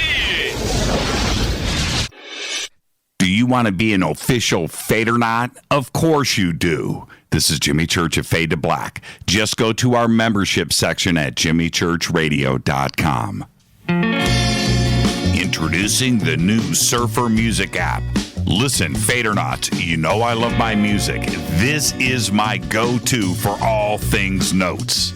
The Surfer app is a brand new concept in music listening. Surfer is free, providing unlimited access to thousands of live streaming radio stations. Surfer is an exciting, interactive listening experience. Discovery and surprise are built right in. Surfer is your destination to discover and rediscover great live streaming music. It features high-quality audio streams, free access to music from thousands of live streaming radio stations, unlimited listening, unlimited skipping. You get a music visualizer, and you can also select your favorite channels. Get it at the Apple App Store or Google Play. Just search Surfer Music or click on the Surfer banner at jimmychurchradio.com. Go back, Lee Tappy. So, you love talk radio? Then you'll love TalkStreamLive.com. TalkStream Live is always on, 24/7 with the best streaming talk shows. Find your favorite talkers and discover some new ones. It's free, readily available online or on mobile with any smartphone or tablet. Finding your favorite talk shows all in one place has gotten a whole lot easier. Just go to TalkStreamLive.com. Be sure to download the free apps from Google Play or the iTunes App Store. You listen to us, and we listen to you. And so does the CIA.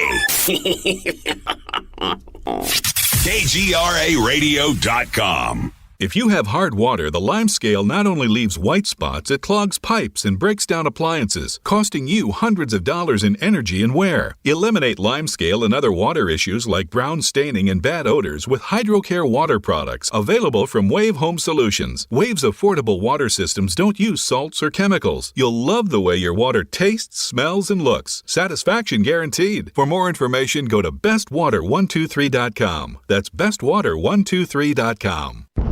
Are you intrigued by paranormal talk radio? You'll love the new paranormal radio app from TalkStream Live.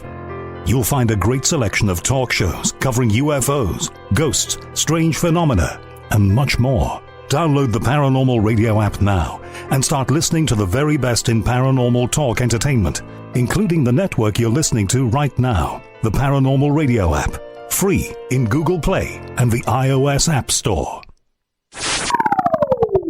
You are listening to Fade to Black with Jimmy Church on the Game Changer Network. Oi, oi, I'm Reese Evans. You're listening to Jimmy Church. This is Revolution. The revolution will not be televised. The revolution is on radio. Ciao.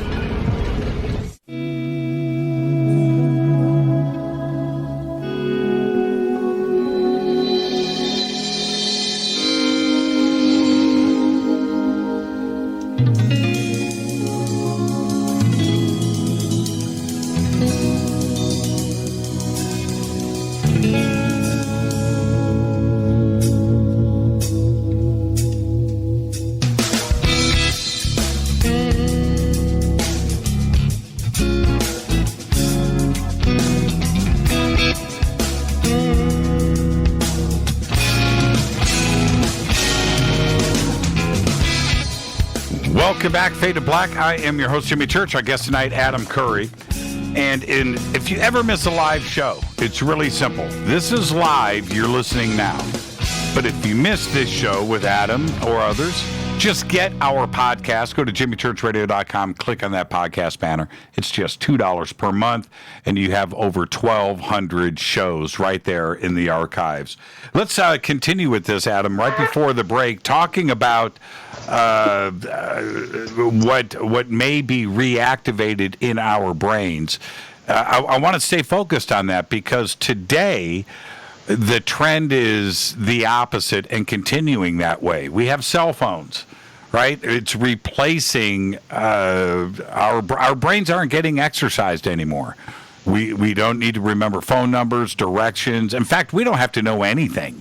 Wikipedia is just a click away, right? And our dependency on that, having the world literally at your fingertips with the cell phone, is making us really, really lazy. And our brains, I can't remember anything anymore, right? Because I don't have to. Yes. In fact, I would go a step further and say that it's forcing the seat of our consciousness. It's forcing the way that our brain works to work in ways that is not congruent with our personal growth. The way that the brain is divided is it's divided into different physical lobes, right? You've got the frontal lobes, and you've got the parietal and the rear lobes. But let's just say you've got the front part of the brain and the back part of the brain. Okay. The back part of the brain is the part of the brain that contains our memories. I'm going to be sort of using generalizations here, but the back part of the brain is the kind of the brain that's concerned with scripts. This is how things are. This is what this is. This is what that is. This is who I am. This is the story of me. This is the story of my coworkers, of my family. This is what wrong this person did to me. This is what wrong that person does to me. This is everything that I think of as my personality is contained in here, right? Now, human beings are unique from animals in the sense that we have a frontal lobe. We have particularly a prefrontal cortex, but it's not on. And by on, I mean it's not receiving the kind of blood and electrical activity that the back parts, the rest of the brain, is receiving, the ones that are constantly ruminating, going over the fight that you had 6 years ago, imagining what you'd say to this person, feeling like a victim, living in fear, all of this stuff that's just this endless script of memories and feelings that are not reality or may not be reality that's happening in the back of our brain. So most people, and by most I mean like 99.97% of people, are in what's called a state of brain reversal. That means that the back part is activated and the frontal lobe is not. Now the frontal lobe is like the light of the brain. It's the witnessing part. It's the executive function. The phrase "be present," be here now. Mm-hmm. Okay, now if you were to look at the EEGs or the brain scans of people who have been meditating for 30, 40 years, who have achieved what we would call enlightenment, who are very present, the front part is awake and the back part is asleep. Okay, there's actually two things that are very interesting among the brains of enlightened people. One is the frontal lobes are awake and the back part is asleep, and two is the predominance of this type of electrical activity called gamma. We'll get into that later. So when you start to learn meditation, they teach you these bizarre-sounding techniques to essentially become present. You learn to start witnessing the content of your own mind, and you realize just how much of a nightmare it is, right? And how it's just never stopping. So if you have the satnam, or the spiritual discipline, to sit and meditate for 30 years, you can reach this state where you can turn off those scripts, and you can turn on real presence. And the frontal lobe is where you see things clearly. You can see things as they are, not as the scripts in your mind would have you believe they are. So I don't have time to meditate for 30 years in the cave, at least I didn't. Right.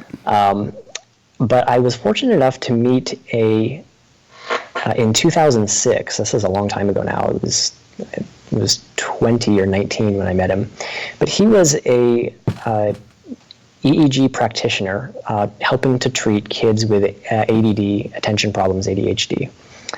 And we had a fascinating conversation about the relationship between the brain and subjective experience of spirituality, energy, light, that kinds of things. And he says, I've been working on what I'm calling neurotheology, where I'm looking at the brains of people that are enlightened, and I'm getting normal people, and I'm putting this equipment on their heads, and I'm trying to get them to reproduce those brain states so that we can speed up the process of enlightenment. And of course I was hooked. I was like, yes, I want that. So I was lucky enough to be, I wouldn't say his guinea pig, but to be one of the first people to try this, to try to get my brain to produce the types of patterns that these folks are producing. Now, normally without feedback, this is going to take 30 years, right? It's intense discipline. But with feedback, things take a matter of hours. So what is feedback? Well, feedback for your brain is just letting you know that you're doing it right. So you sit in this chair, and this chair has the ability to vibrate. And you hold this pillow that can also vibrate, and you have headphones that play a sound back into your ears. And then your head is covered with these electrodes. Now, what you're instructed to do is to try to wake up the frontal lobe. Now, we have no way of knowing what that means at first, right? Right. So you sit there and you just try to do stuff in your brain. You can take the scripts of, be present, be still, whatever. But eventually, through doing it right or just by chance, there's going to be a little spark of electrical activity in your frontal lobe. And then the chair will vibrate, the sounds will go off in your headphones, and you'll feel through feedback that you're doing it right. And you'll go, aha, that's the type of state that my brain should be producing. And then you can zero it in and you can learn it immediately. Once the brain has feedback, man, it can learn stuff so fast. So did you eventually just light up like a 100-watt bulb, right? Or were you able to do that? I did. And It was unbelievable. It was the most profound experience of my life for a number of reasons. But I did it. This was 2 weeks, twice a day for 1 hour. So I would go. The first day I got there, I did. It was in the morning. I just got a fresh night of sleep. Put the electrodes on. I did 1 hour, and I went home and I fell asleep for the rest of the day, because my brain had been literally rewiring itself in such a significant way that I had to go and fall asleep. It's like learning Chinese in an hour. And the first week is pretty miserable because when you're starting to wake up the brain, you're reliving traumatic emotions that were locked away in your brain. I can only imagine. You're probably walking around. Now you have to turn it off, right? You've turned it on. Now you've got to control it. And because once the activation happens, the brain isn't used to it, right? That's right. And it doesn't want to be used to it because feeling those things in the brain feels bad, and so it stops using it. And every part of our brain is connected throughout our body, right? Throughout the innervation of our nervous system, to our organs, to our heart.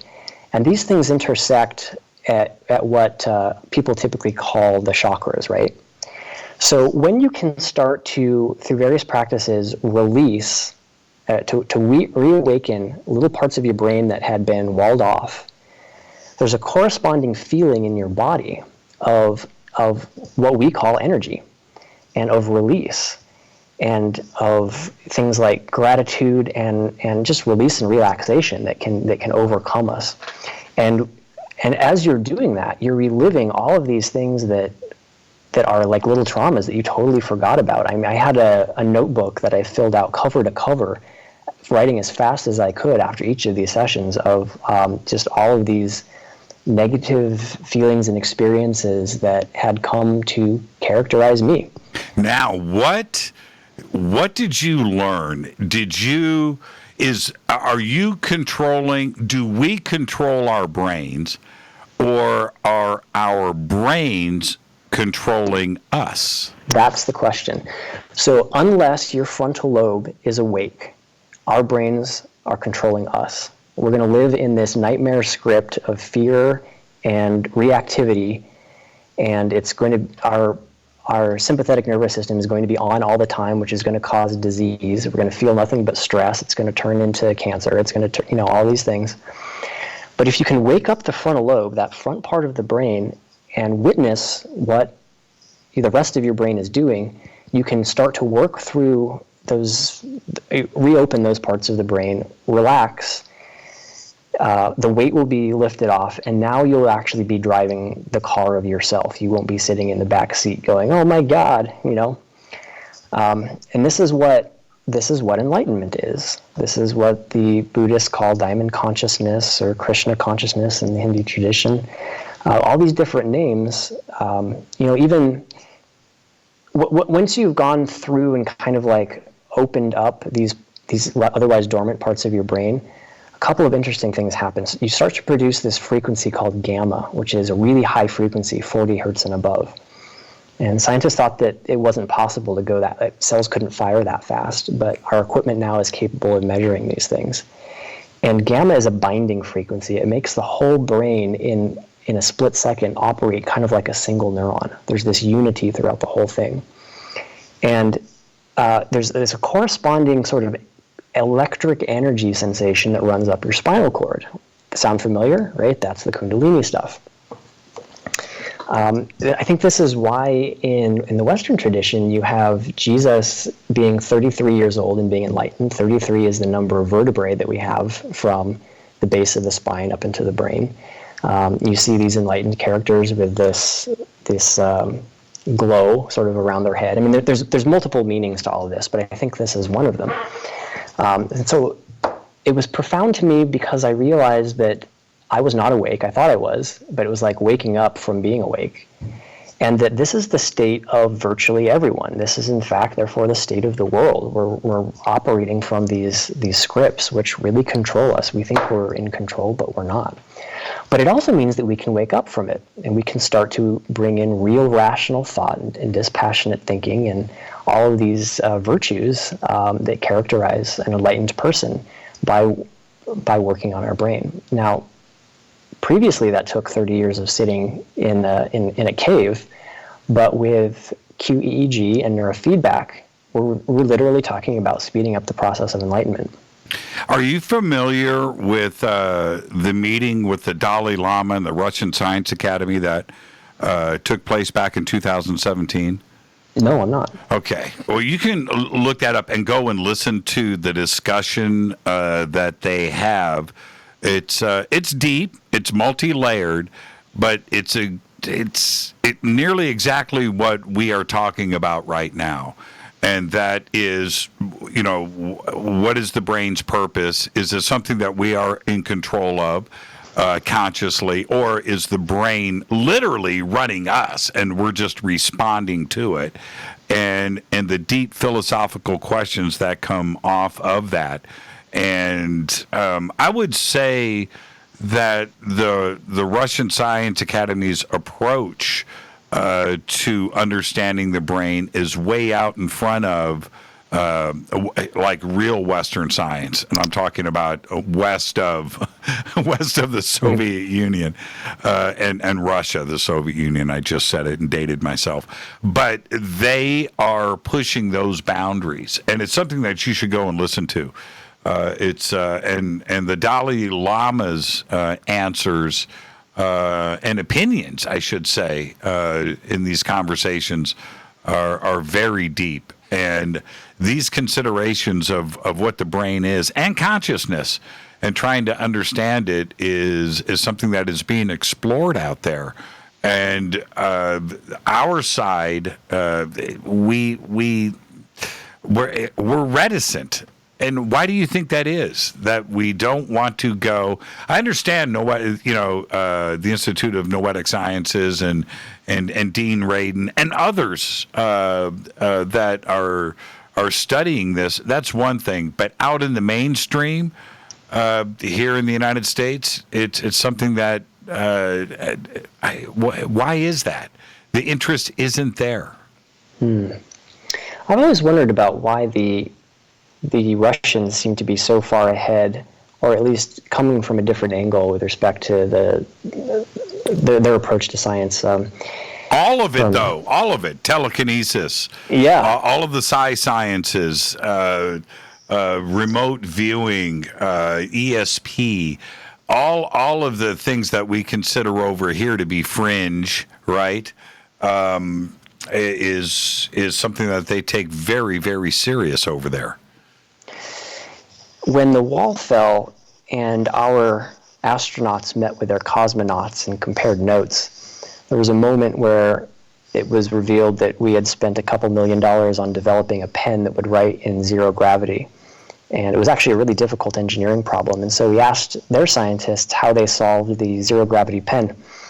And they said, well, we just used a pencil. And I think that the pragmatism wrought by a difficult economic environment might have led them to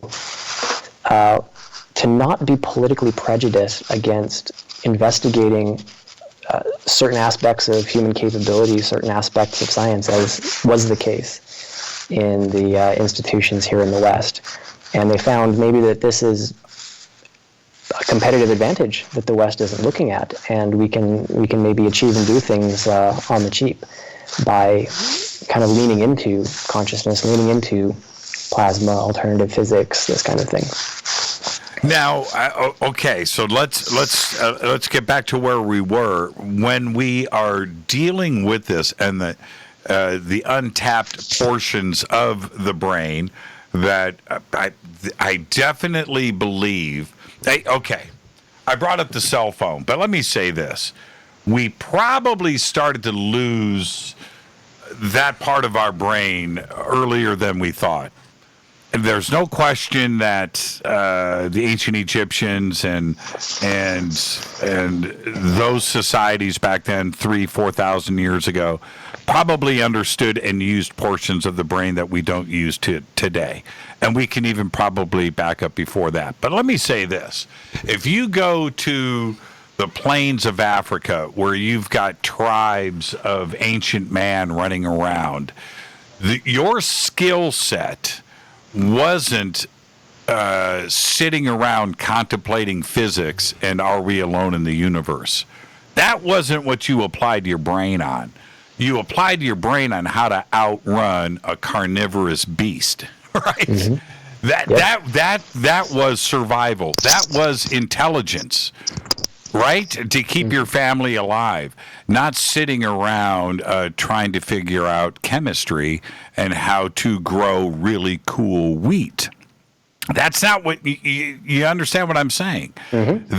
That segment of society was really shunned upon. You needed to provide and survive.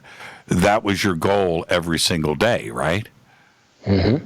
So that's right. So today, we have the ability now to not worry about carnivorous beasts, right? And we can now go back and focus on the other things to advance society, and of course, the use and the application of our mind and our consciousness and what's going on with that gray mass inside of our skulls. Exactly. And yet here we are, all of us, stuck in the fight or flight response. And is it any worry that we have such chronic conditions plaguing our society?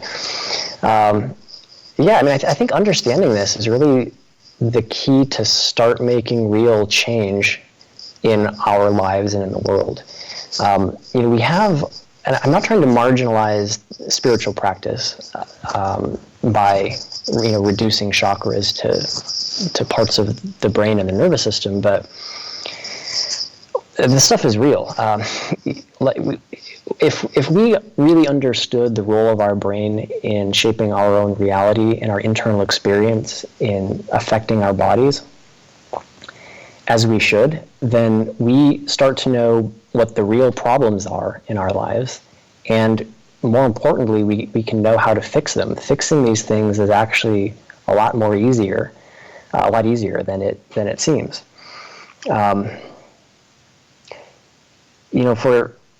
I was listening to an Indian mystic talk about, he was asked a similar question. He was asked, what is the state of humanity? And he said, humanity is stuck in the first three chakras.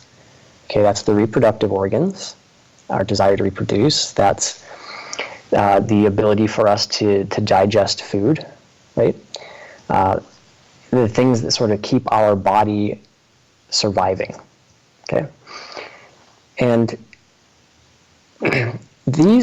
that's true, but these things all have their origins not necessarily in past life karma, although that could be a part of it, but in a brain that isn't functioning the way it's supposed to, through living in a state of social fear, through basically not having a user's manual for how to let these things go. One of the first things that happen when people undergo neurofeedback and they start waking up parts of their brain is that they start, with their nervous system, they start letting go of the areas in the lower part of the spine which correspond to those first three chakras, right? Right.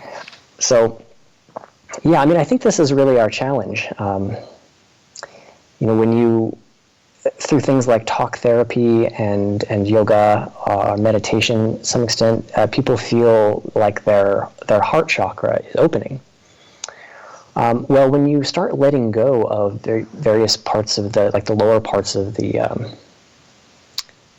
spinal cord, then you start kind of releasing other things as well. And when you get to the part of the middle of the body that corresponds to the heart chakra, you have these feelings of just incredible love and gratitude and all the stuff that the mystics have been telling us we need to bring into our lives that in fact represent levels of enlightenment. The last thing that characterizes many of these awakened brains is something called gamma. And when you have the frontal lobe on, the back part of the brain, that holds your karma, if you will, these endless scripts, if you have that quiet, and then you have the gamma sort of operating, it becomes very dominant, you will have a full-blown mystical experience, as I did. I felt that my body was perfectly balanced and coherent, that I was aspected in multiple dimensions of consciousness, that there was something like a light that was pouring into me, and that light was an intelligent kind of feeling. It seemed as though I was finally connecting with something like source or a greater source. All of these things that are perfectly neurological to an extent, but which we have to invoke spiritual language to try to convey what it's like on the inside. And when we hear somebody mention source, and you start to go there, I think for most people, it's we're going back to 1970, 1971, and somebody with a pyramid over their waterbed, and you know what I mean? Mm-hmm. And that's going there. Today, when I talk about source and my thought process through that, I envision something much more grander, and it may or may not be spiritual, but there must be a grand intelligence to the creation of everything that there is, that has been around forever. Not since the beginning of the Big Bang, but forever. Beyond that has accumulated knowledge over and over and over again throughout time. And could that be the spirituality that people are calling source? They just don't know what it may be, but source is the easy word to use. Yeah, source is a great word. Once you have these experiences through however means you have them, I think you know what it feels like. It becomes familiar to you. And simultaneously, you realize that all of the explanations that you had heard and all the ways in which you'd imagined this source to feel like were inadequate. It was close, but it wasn't quite the thing that people were talking about. So now, we can actually know it. And yeah, I think this is sort of at the root of spirituality, and this is to encounter something like the nature of consciousness, or the pervasiveness of consciousness, the interconnectedness among all things. I think that it's possible to start to actually experience these things directly, and all it takes is just basically just waking up to our own potential. We have all of the equipment in our nervous system to experience these things. And now we have the various technologies to do it. It's just a matter of turning on the light switch. And ain't that just the human condition, right? Well, look, you've won if you get Richard Dawkins to say, I've connected with Source. Let's take a break right here, man. Our guest tonight, M.CURRY. What a great conversation. We're going to continue. And not only, speaking about consciousness, the research of the Russians, ESP, telekinesis, all of that. But what am I thinking about? We'll discuss it when we come back. This is Fade to Black. Stay with us. Hi, everybody. This is Rob Halford, the Metal God, on JimmyChurchRadio.com. This is KGRA Digital Broadcasting Station, Salt Lake City, Utah, Van Buren, Arkansas. Why is it we're not very good with our health regimen until it's too late. We don't put oil in the car until the engine blows up. When the body's out of balance, your health is not so good. Give your body some love. Log on to GetTheT.com. That's GetTheT.com. Try our Life Change Tea, which cleanses you from harmful intruders.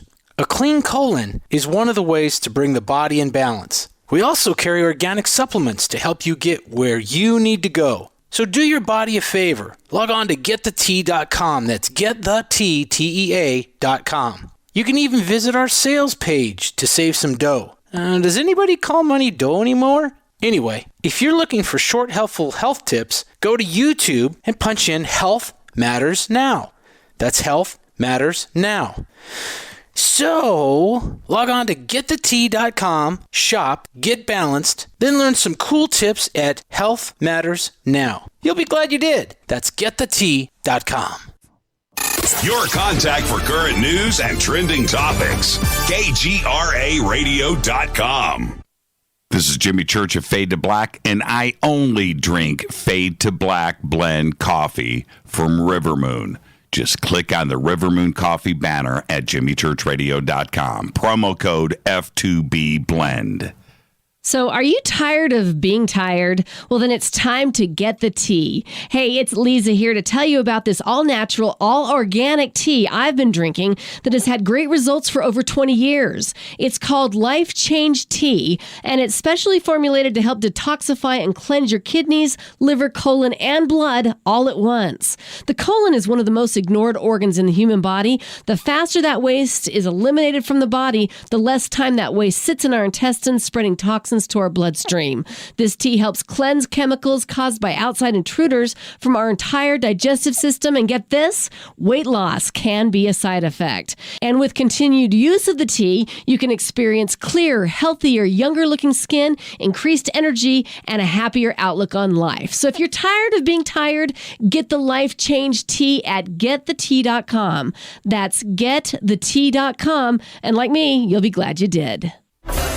Did you know that when you're on the road with limited data or Wi-Fi available, you can still listen to every minute of Fade to Black by just calling 605-562-4482. No smartphone, app, or internet needed. It saves your data plan and no extra cost if you have unlimited minutes.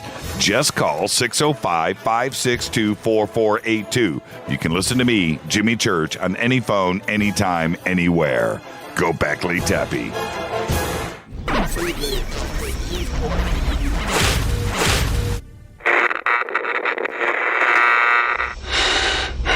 You want to know a secret? I love ponies. I really love ponies. I'm serious. I couldn't stay sane without ponies to brush. Why Fade to Black? Because you never got that pony, damn it. This is Fade to Black with Jimmy Church on the Game Changer Radio Network and KGRA, the Global Radio Alliance.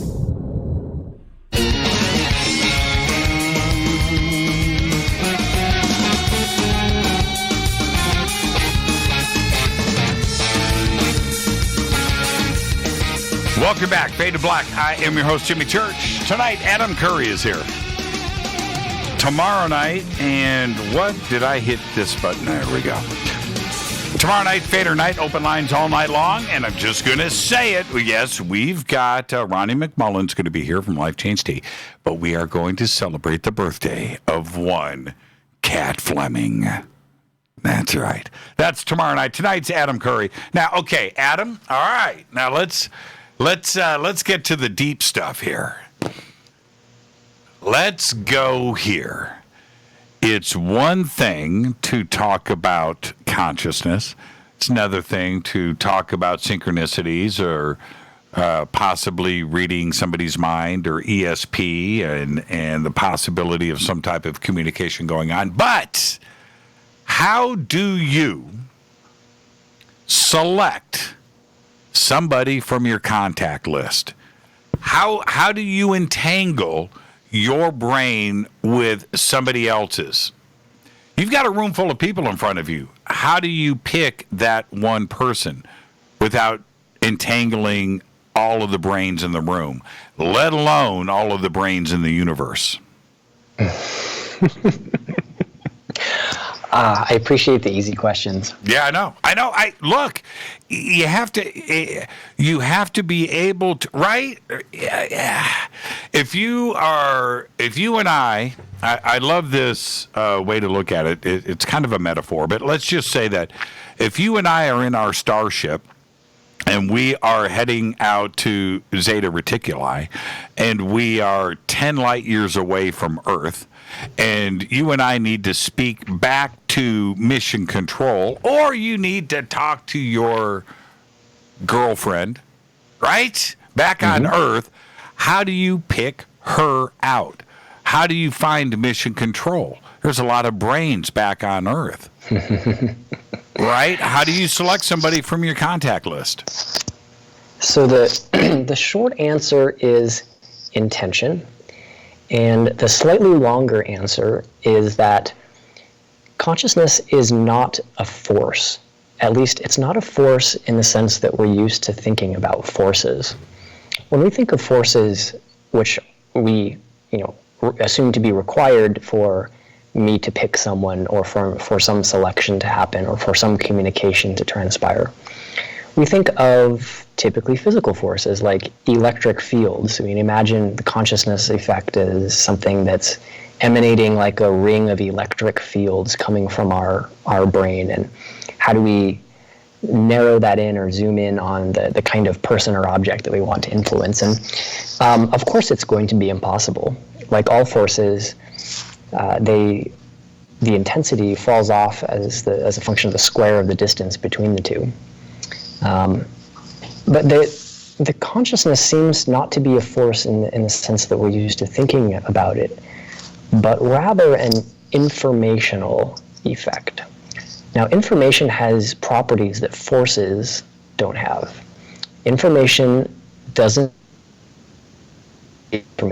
fall off as a function of the distance between two objects. Well, go ahead, continue. Oh, you dropped out. You dropped out twice. I'm just going to let you know, Adam. So, oh, really? Whatever, and it must have been funny because you were laughing, but we didn't hear it. Oh, man. I thought you were laughing, actually, because what I was saying is that, am I cutting out? No, not now. Okay, good. So information force that we're used to thinking about. You just cut out. No. Okay. Let's. Okay. Let's back up and do this again. I'll ask the question again, and then you can take a crack at the answer. So, how do we target the brains? How do we entangle two brains together? Mm-hmm. Well, I think it's practically how you do it. It's as easy as intending to make some sort of contact with another person. Intention. Intention, yeah. Intention is more informational, meaning that information doesn't degrade as the distance between sender and receiver increases.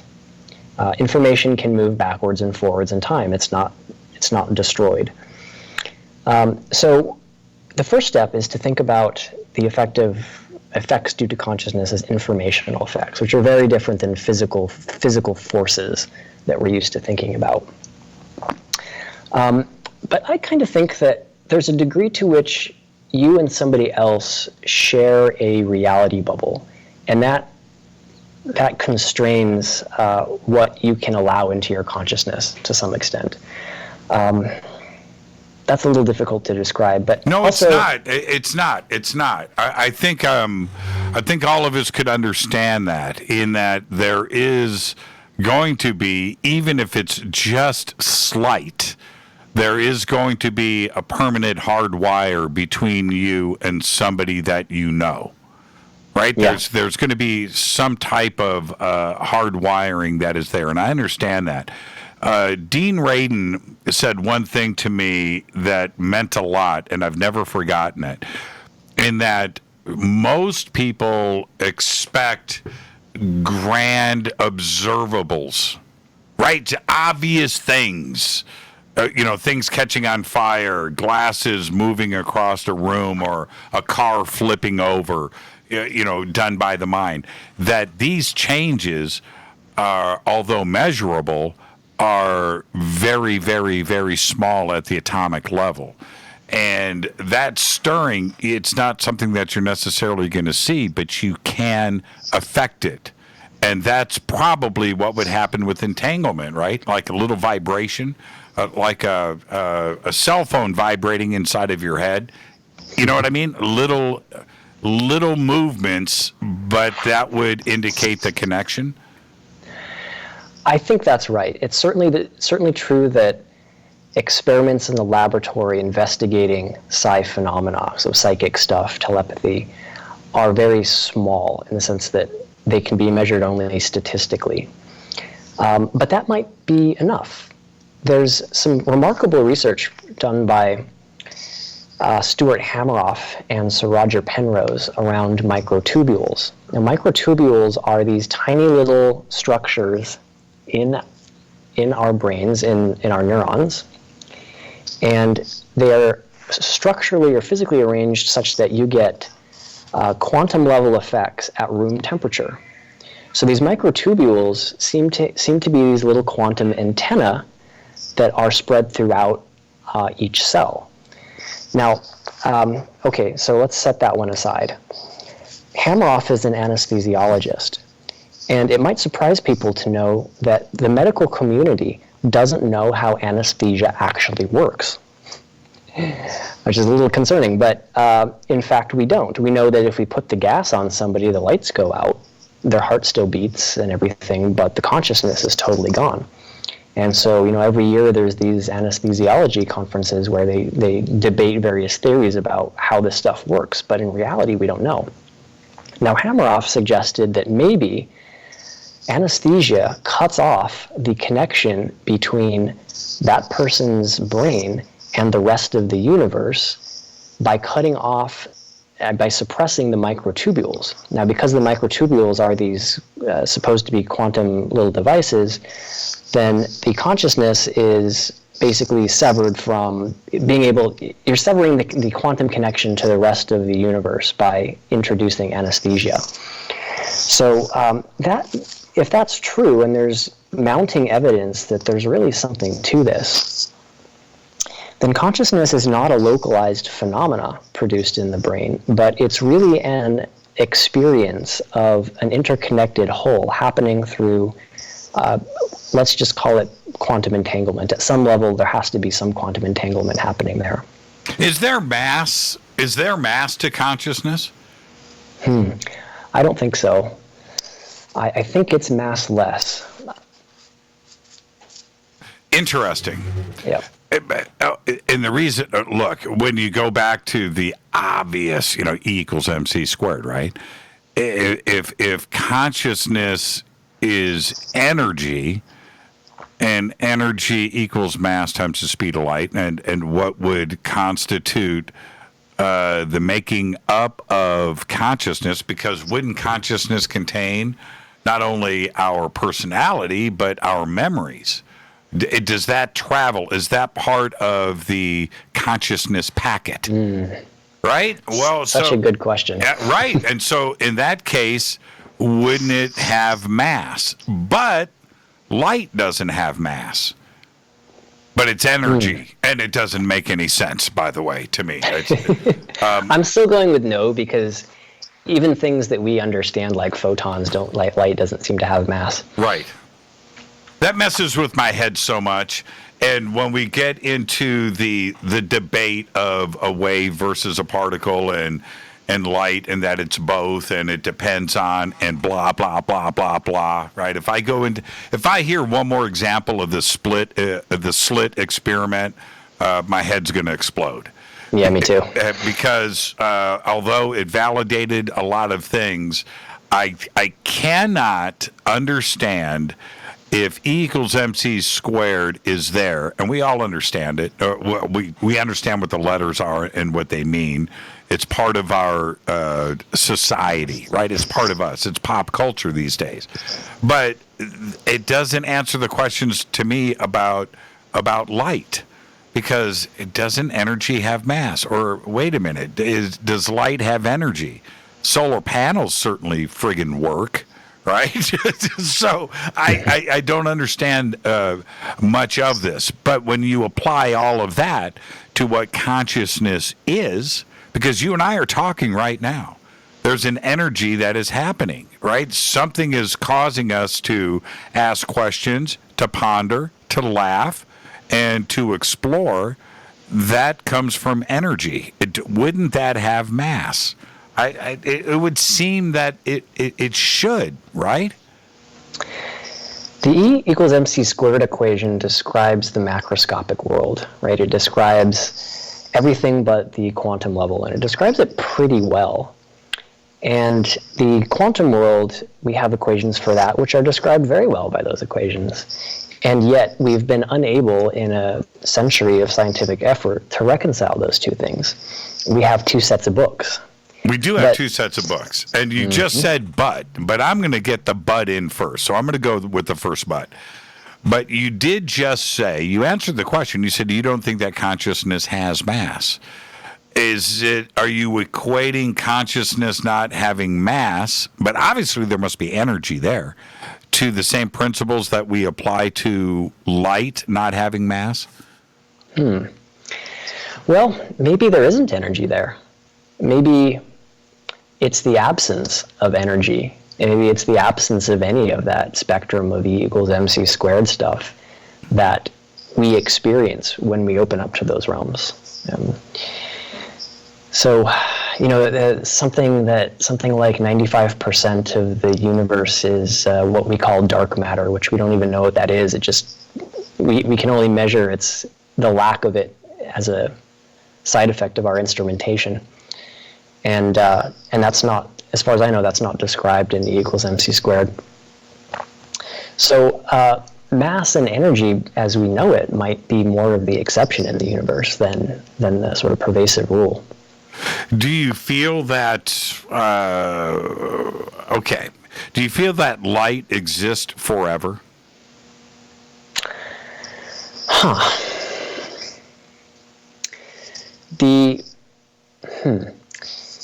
There's a reason why I'm asking this, because I tend to equate light and consciousness to...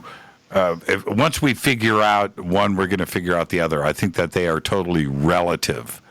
Okay? Now, if light it doesn't have mass, but it's energy, and nothing lasts forever, but we could certainly say, trillions and trillions and trillions of years, it could certainly exist. We know that since the Big Bang, we've got observable light that's 13.8 billion years old, and we observe that all the time. Consciousness would be the same thing if it is measured, right? And could consciousness then indeed exist forever, just like light, until the end of everything, where maybe consciousness would then fall apart? Well, at the very beginning of our conversation, we talked about how there are two great mysteries in the world: the mystery of existence and the mystery of consciousness. The mystery of existence that's a tough one too. As soon as you say, what came before the Big Bang? Now you're really thinking in infinite regress. What is the very beginning of existence? Well, as soon as you draw a circle around what is existence and what is not, or you draw a line that this is stuff and that's not stuff, there's something on the other side. There has to be, right? Right. So this is what's called infinite regress. And every time you try to go back to the beginning of the universe, you end up with this infinite regress until you just throw up your hands and say the Big Bang, okay?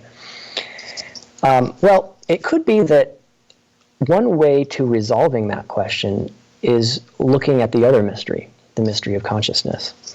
Now, we already went over how you can't really get behind consciousness. Consciousness is just going to always be there because it's required in order to perceive anything, right? In order for there to be any value or any belief in something to be true at all. maybe even any truth to begin with. And so philosophers have been grappling with this question, and what they have proposed, or at least one guy has proposed, is that because consciousness is not grounded in anything else the way that we think of matter in the universe, then it necessarily must redirect back to itself. Without any visual aids, this is going to be difficult, but you can't get behind consciousness. And so if consciousness is not grounded in anything else, then it must kind of redirect back into itself, right? There's nothing behind it. So wherever it is, it's redirecting back into itself. And so you can maybe mentally model this as kind of like, maybe like a torus or an Ouroboros, a snake eating its tail, or the infinite donut of creativity.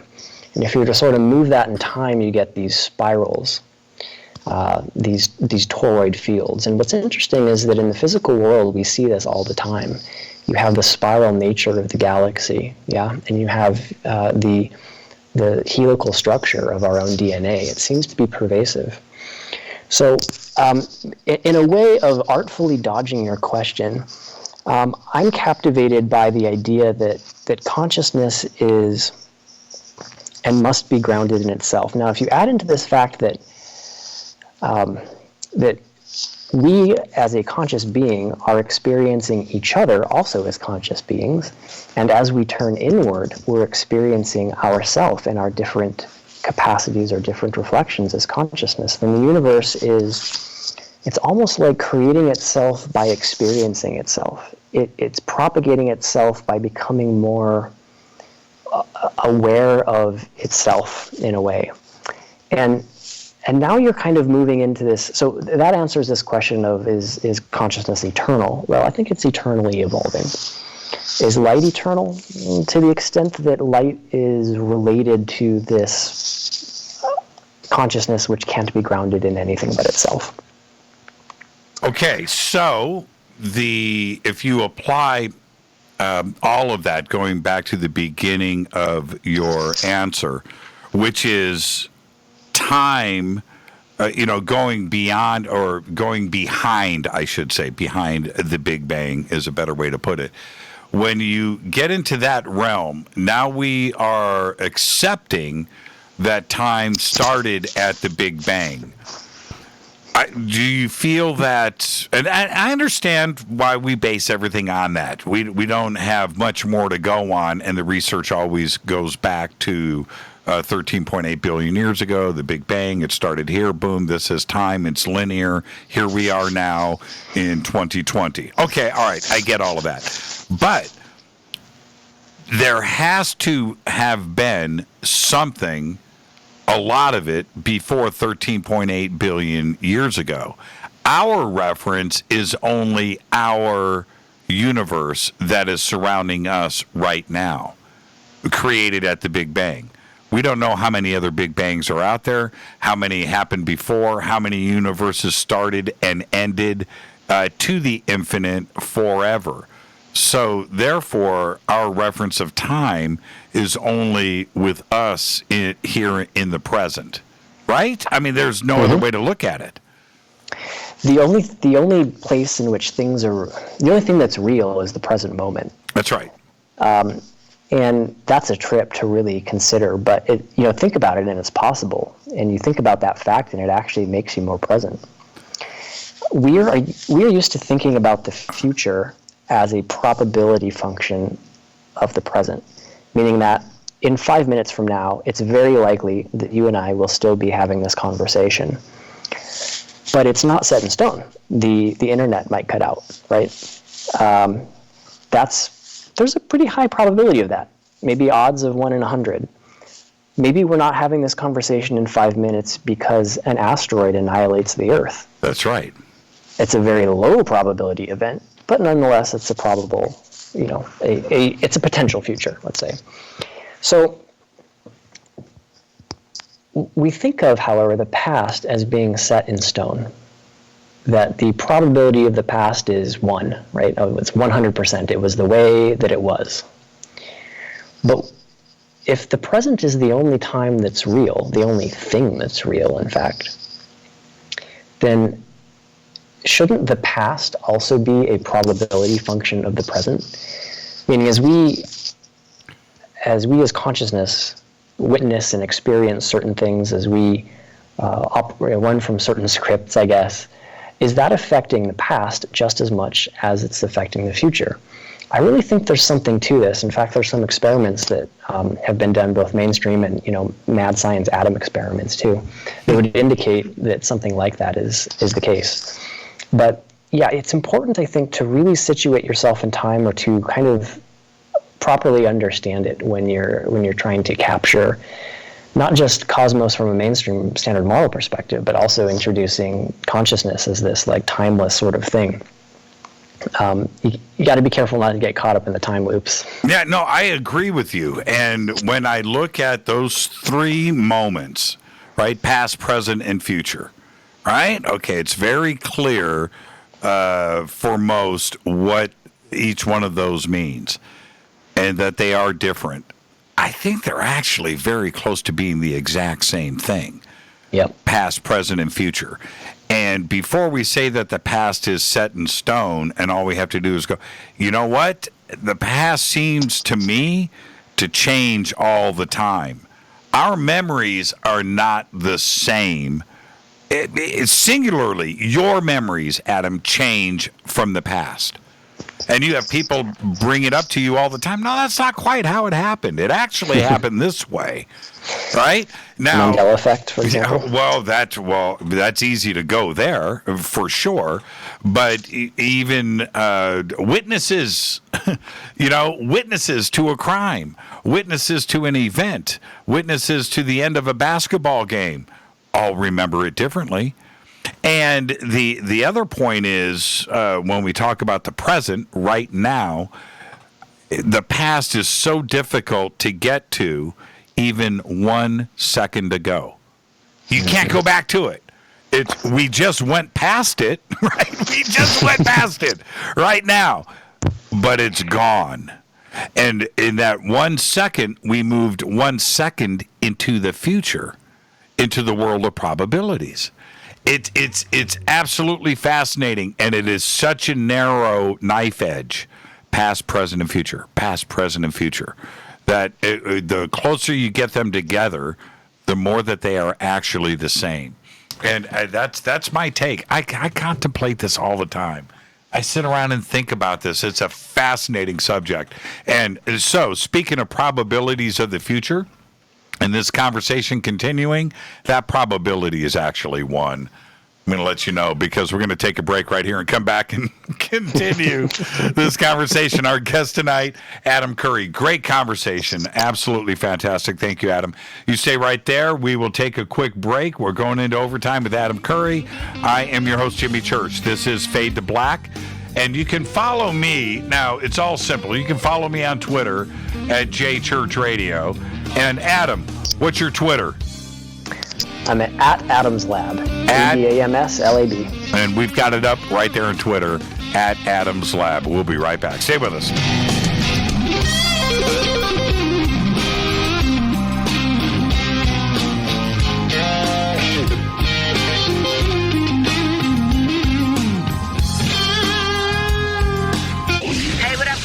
Vivica Fox here, and you are listening to my boy, Jimmy Church, on JimmyChurchRadio.com. Despite popular opinion, reading a book will not make you smarter. But listening to Jimmy Church will. This is Jimmy Church of Fade to Black, and I take Life Change Tea supplements every single day. It's what I do. Click on their banner at JimmyChurchRadio.com.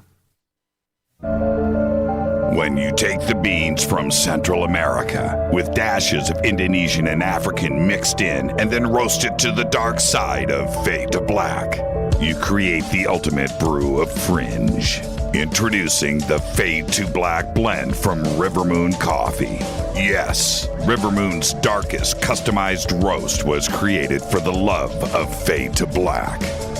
The alchemy of masterful roasting and smoking the beans is in every sip of this full-bodied dark Java. I need my coffee dark, deep, with distinct bittersweet chocolate highlights, just like the bunker. Leaning further into the darkness of the roast is Fade to Black Blend from Rivermoon Coffee. Just click on the banner at jimmychurchradio.com and use the promo code F2BBLEND for 15% off of your order today. Go Beckley Teppy. Hello, my name is Billy Carson, and I am a best-selling author and the founder of ForbiddenKnowledge.tv. Together with my team, we have built an all-new conscious streaming TV platform designed with every family member in mind. If you have ever wanted to travel the world and attend lectures and workshops from your favorite speakers but weren't able to, look no further. ForbiddenKnowledge.tv. There are dozens of workshops and lectures from speakers you know and love. We have also included amazing categories to assure that your consciousness is entertained and elevating on a daily basis. Amazing interviews, ancient history, ascension knowledge, wisdom teachings, documentaries, conspiracies, mysteries, health and fitness, conscious cooking, meditations, finance, yoga, and so much more. To start your free trial on any mobile device or computer, surf to ForbiddenKnowledge.tv. That's Forbidden Knowledge with the number 4, ForbiddenKnowledge.tv. Again, visit ForbiddenKnowledge.tv today. Are you intrigued by Paranormal Talk Radio? You'll love the new Paranormal Radio app from TalkStream Live. You'll find a great selection of talk shows covering UFOs, ghosts, strange phenomena, and much more. Download the Paranormal Radio app now and start listening to the very best in paranormal talk entertainment, including the network you're listening to right now, the Paranormal Radio app. Free in Google Play and the iOS App Store. Erica, Brittany, Gabby, and you're listening to JimmyChurchRadio.com. It's not a lifestyle we chose. We were born this way. KGRARadio.com.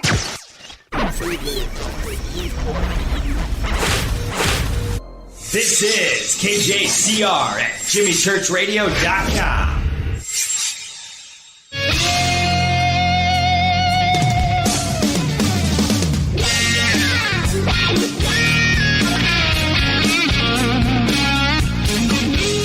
Welcome back. Moving into overtime with Adam Curry. You saw this coming.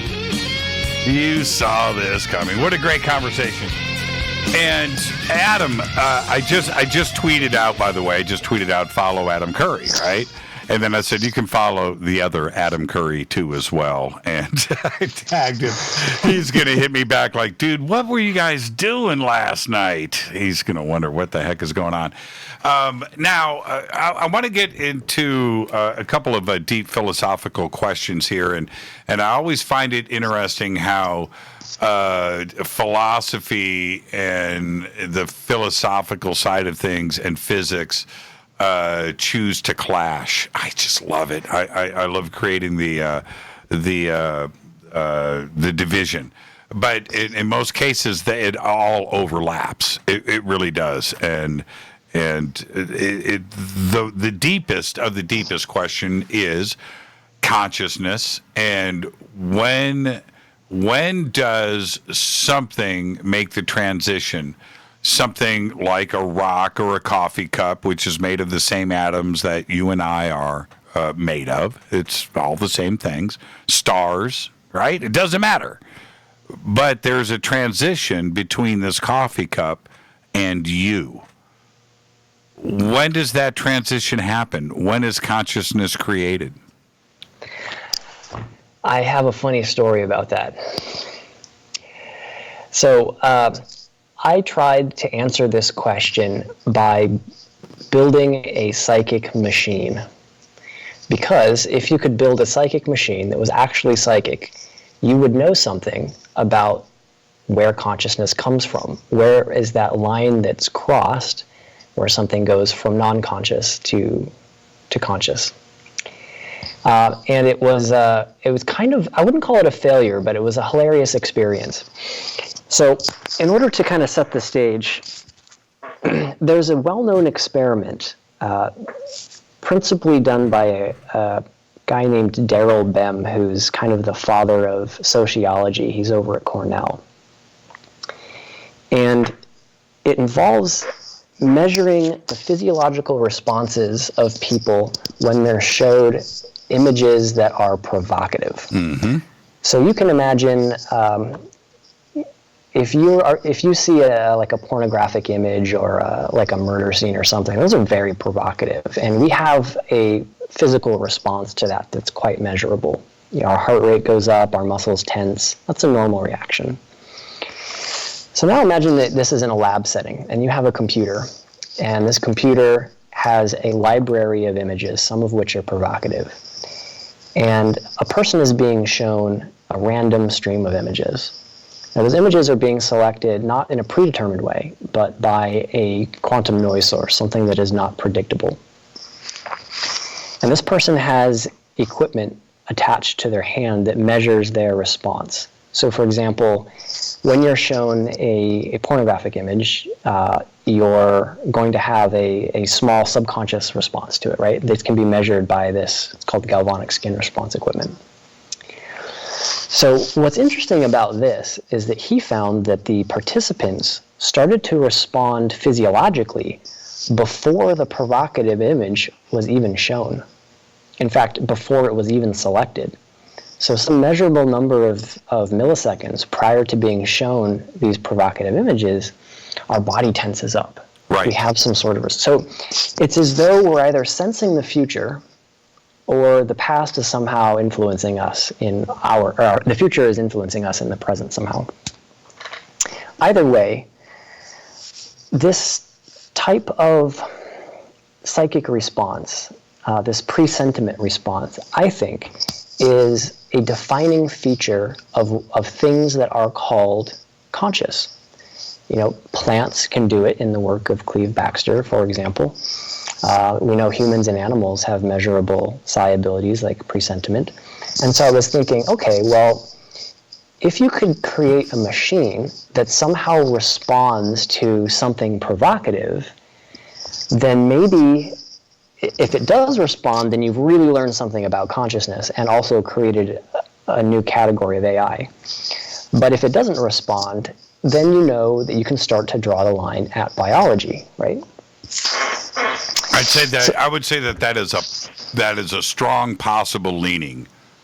Strong possible leaning. Okay, before we continue, do you think that the provocative image, and I understand with an adult, but let's say you had a 7-year-old little girl and you flip over a picture of My Little Pony. And I'm being serious, right? You would still see, right, the anticipation before that image is flipped over, right? It just depends on the individual. Sure, it's going to depend on the individual. Sure, okay. Yep, and there's ways that psychologists use to get around that. There are these libraries of images which are chosen to be universally, let's say, provocative or universally this or that, so that you can eliminate certain biases that you're going to get within your sample, but that's disclaimer aside. Sure. Okay, so psychic machine. So I was thinking, okay, well, how am I going to scare an inanimate object? Do I hit it? Do I dump water on it? And then I realized that if you're a machine, let's say an electrical machine, the thing that's going to be the scariest to you is to have the power cut. Because it's kind of pulling your life force out of your circuits, right? So I took this device, which is called an electronic random event generator. Fancy word, but basically it's a quantum system that produces a string of ones and zeros. You can kind of think of it like a coin flipper. This is a device that's used a lot in these presentiment experiments. And then I started recording its output. It's outputting 1 zeros, 1 zeros. And then at random times, totally unknown times, I would have its power cut. And then I would record when that cut happened and record the output of the electronic coin flipper here. So I set this thing up and I ran it for one evening. I went home, let it run. So So I came back, and the results that I saw were absolutely incredible. What was happening is that this device was producing, an even number of ones and zeros up until about 2.5 seconds before its power was cut. Starting 2.5 seconds before its power is cut, all of a sudden it produced a cascade of zeros. It just went super zeros. No. Mm-hmm. Are you being serious? Yeah. Okay. And all right. The power was cut, I don't remember exactly, but let's call it a dozen times in the course of that evening at totally unpredictable times. Now you can stack up the data where all of the power cuts are in one vertical axis. And then you can look cumulatively at the data and see what happened in the seconds just prior to the power being cut. Holy crap. Okay, what you're suggesting here is it knew it was about to be killed. Yep. And a couple of, let me get some technical questions out. It's a random generator. Is there any memory chips involved? There would have to be, right? Actually, there are no memory chips. There's no so there's no memory chips. I would say this: before the age of the technically advanced cars that we have, because today I don't know how many microprocessors are in a new car. But if we go back to 1970, I can tell you with confidence, 0 microprocessors, right? Mm-hmm. There's nothing there but a starter, a battery, an engine, some points and plugs, and an ignition switch. But the car had consciousness. Do you follow what I'm saying? I do follow what you're saying. So you talk nice to your car's always going to start. Right? Mm-hmm. Yeah, be a jerk. Be a jerk to your car.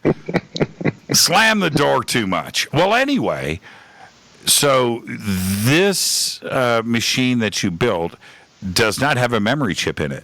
So the idea of consciousness being stored inside of a memory chip in some capacity is removed. But the circuitry itself is alive.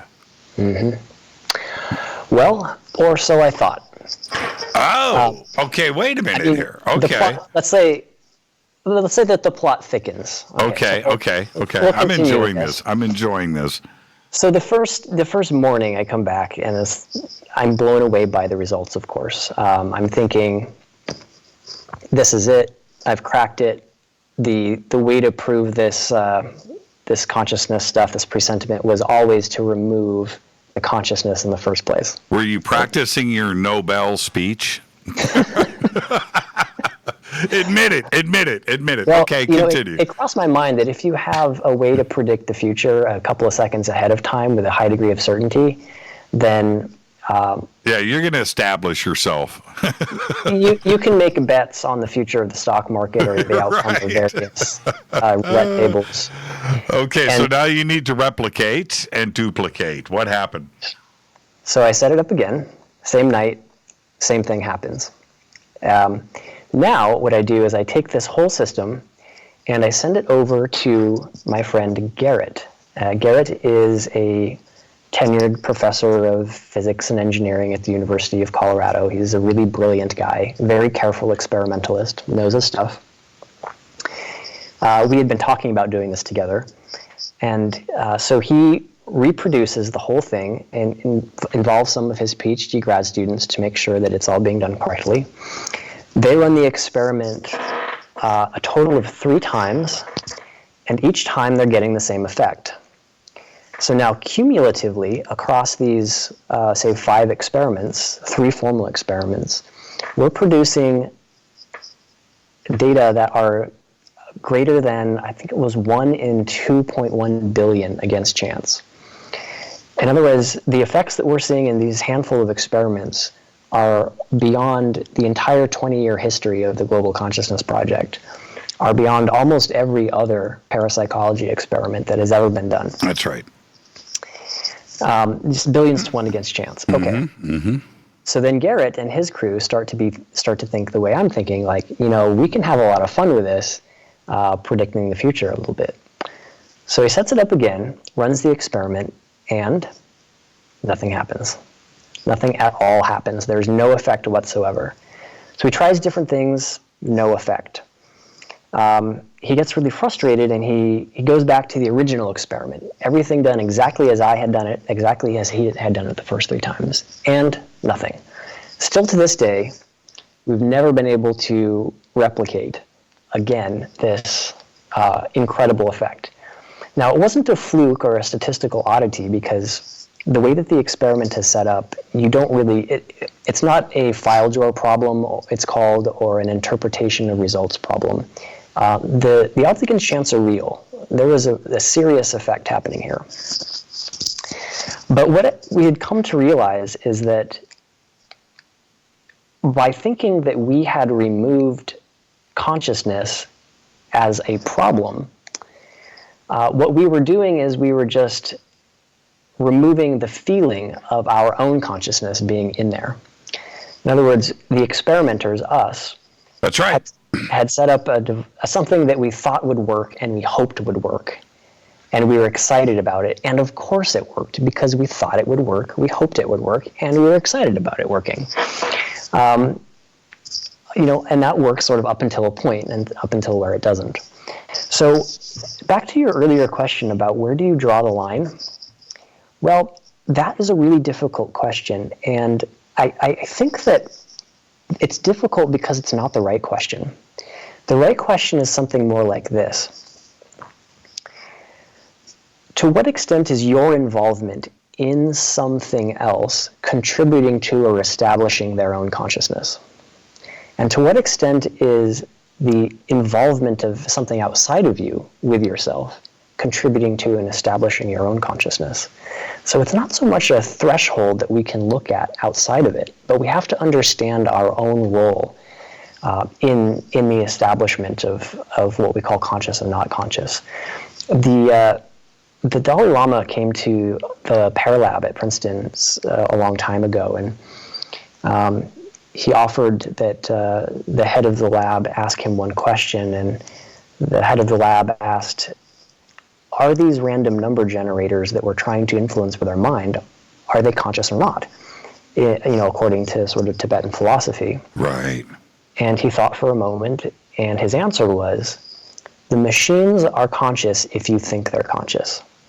And so what I take that to mean is that consciousness is kind of like, there's a mirroring quality to it. It's not strictly contained within us, but it's an animating principle that can bring to life things around us, even just in little ways.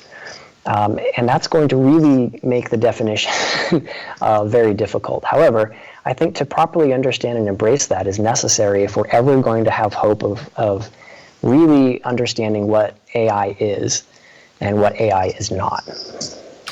Brian Greene, I reference Brian a lot because I study and I read and I listen to just about everything that he does. I find him really interesting, and he's a great orator. He's able to, get the math out into something sensible that we can kind of understand. But that being said, he mentioned something very interesting when it comes to consciousness, where he said that it's probable that there is consciousness, a little tiny bit of it, in everything. So when you amass all of the atoms together in our brains, or in animals or elsewhere, maybe even in plants, but when you assemble that much together, the consciousness accumulates and masses together, and then you have a big ball of consciousness. And that is the result of that. It's just a matter of a physical collection of mass together. And then it made me think, now, okay, if I accept that, and it's possible, if I accept that, then rocks, and I bring up rocks all the time. What's the difference between a rock and a cheeseburger? What's the difference between a rock and us? Not much. But if you look at the mass of rocks on Earth, right, our planet, then, and you apply what he is suggesting, then doesn't our Earth have a conscience? Is consciousness collected right on this planet where now we are dealing with a living, breathing thing? Taking humans aside and dogs and cats, but all of the rocks, right? And the dirt and the things that make this planet a sphere and glued together. Is that a collective consciousness? And I'm saying if you take Brian Greene just at face value with that statement, then the other would have to be true, right? Yeah, we have something like a bias where we can look at things below us and say, there's a collective consciousness system here. They're part of a greater whole. But we can't look at things above us and say that we're part of that too. It's kind of an uncomfortable thing. For example, our bodies are made up of billions and billions of bacteria in addition to independent cells. And if you were to interview one of those bacteria and say, do you think such a thing as collective consciousness exists? And bacteria were cells, and inside of our cells are these little organelles, and they behave together in a distinct but synchronized and sympathetic way, to the point where you could say that maybe they are actually part of a greater whole, without ever realizing that bacteria itself is made up of some guy named Frank who lives in Florida. That's right. That's right. Same thing with a virus or anything like that. I would agree with that. Yep. I would agree. And at what point, when we're looking at the way that our body is making at any moment, right? We're talking about the present. So right now, in this present moment, our body is making trillions of chemical decisions with precision, right? Cells are dividing in the right spot. Hair, skin, your organs, decisions are being made. The chemical transitions of breathing in air and sugars being created in our blood, all of this is happening with precision. And you would have to argue that down at the molecular level, down there where those divisions and decisions and eating and reproducing, everything that they are doing, is that consciousness. And would you get an answer if you could interview? And they certainly react to sound. They react to EM environments. They react to light. So what is causing this? And it's a deep philosophical question, but where does it start? That we need to get to those answers, man. We really do. Well, we do. My assumption is, or my perspective is, that it's more of a spectrum. So when we say that something is alive and something is not, well, that might not really be the right way to categorize things. The right way to do it might be, to what extent is consciousness shining through this physical matter? And that makes it more of a spectrum rather than a binary condition. How so? Well, you mentioned rocks. So are rocks conscious? Well, actually, many people think that they are. There's a guy named Giulio Tononi and Christoph Koch, who are leading neuroscientists, who have kind of become convinced that consciousness is everything that exists in the universe. And when we say matter, what it isn't is it's not dead matter, but it's not consciousness either. It's something in between. It's what they call proto-consciousness or pre-consciousness. So matter is kind of like, like the rock, for example, it's like a almost consciousness. It's the stuff of consciousness, but it's so dense that we have no way of really measuring whether or not it's alive. If it is, it's on some totally different time scale than us. But sort of as you move up into systems of greater complexity, it is true, for example, through cells and plants and animals and humans and so forth, or entire ecosystems, it is true that you see more consciousness sort of evidently shining through. So then maybe it's something about the complexity of self-integration of that nervous system or of that cellular arrangement that allows the consciousness to shine through. Or maybe it's actually upside down. Maybe it's an individuated consciousness being more complex ends up expressing itself in the 3D dimension as a more physically and biologically complex organism. We don't really know what comes first, right? But I think the idea of, I'm very sympathetic to the idea of consciousness being a spectrum from very evidently conscious things down to the evidently not conscious things, but things that are sort of proto-conscious or maybe building blocks of it. What a great conversation tonight, Adam. I really appreciate it. And before I let you go, I have been using, is it okay? Can I mention some of your products? Is that okay? That's not, sure, absolutely. That wasn't the plan, and I know I'm catching you by surprise. But I use some of Adam's stuff, which some of his sleep products, which are amazing. And I double dose on that, by the way, Adam. I'm just going to let you know I do 2 patches under each ear. But where can everybody go at your pain relief products and your sleep products? Where can they go to find those? You can go to staminapro.com. And what that is an energy medicine product. It's not really an energy medicine product, but it's an energetic product that delivers pain relief in some cases or like sleep aids in other cases. It's non-chemical, totally drug-free.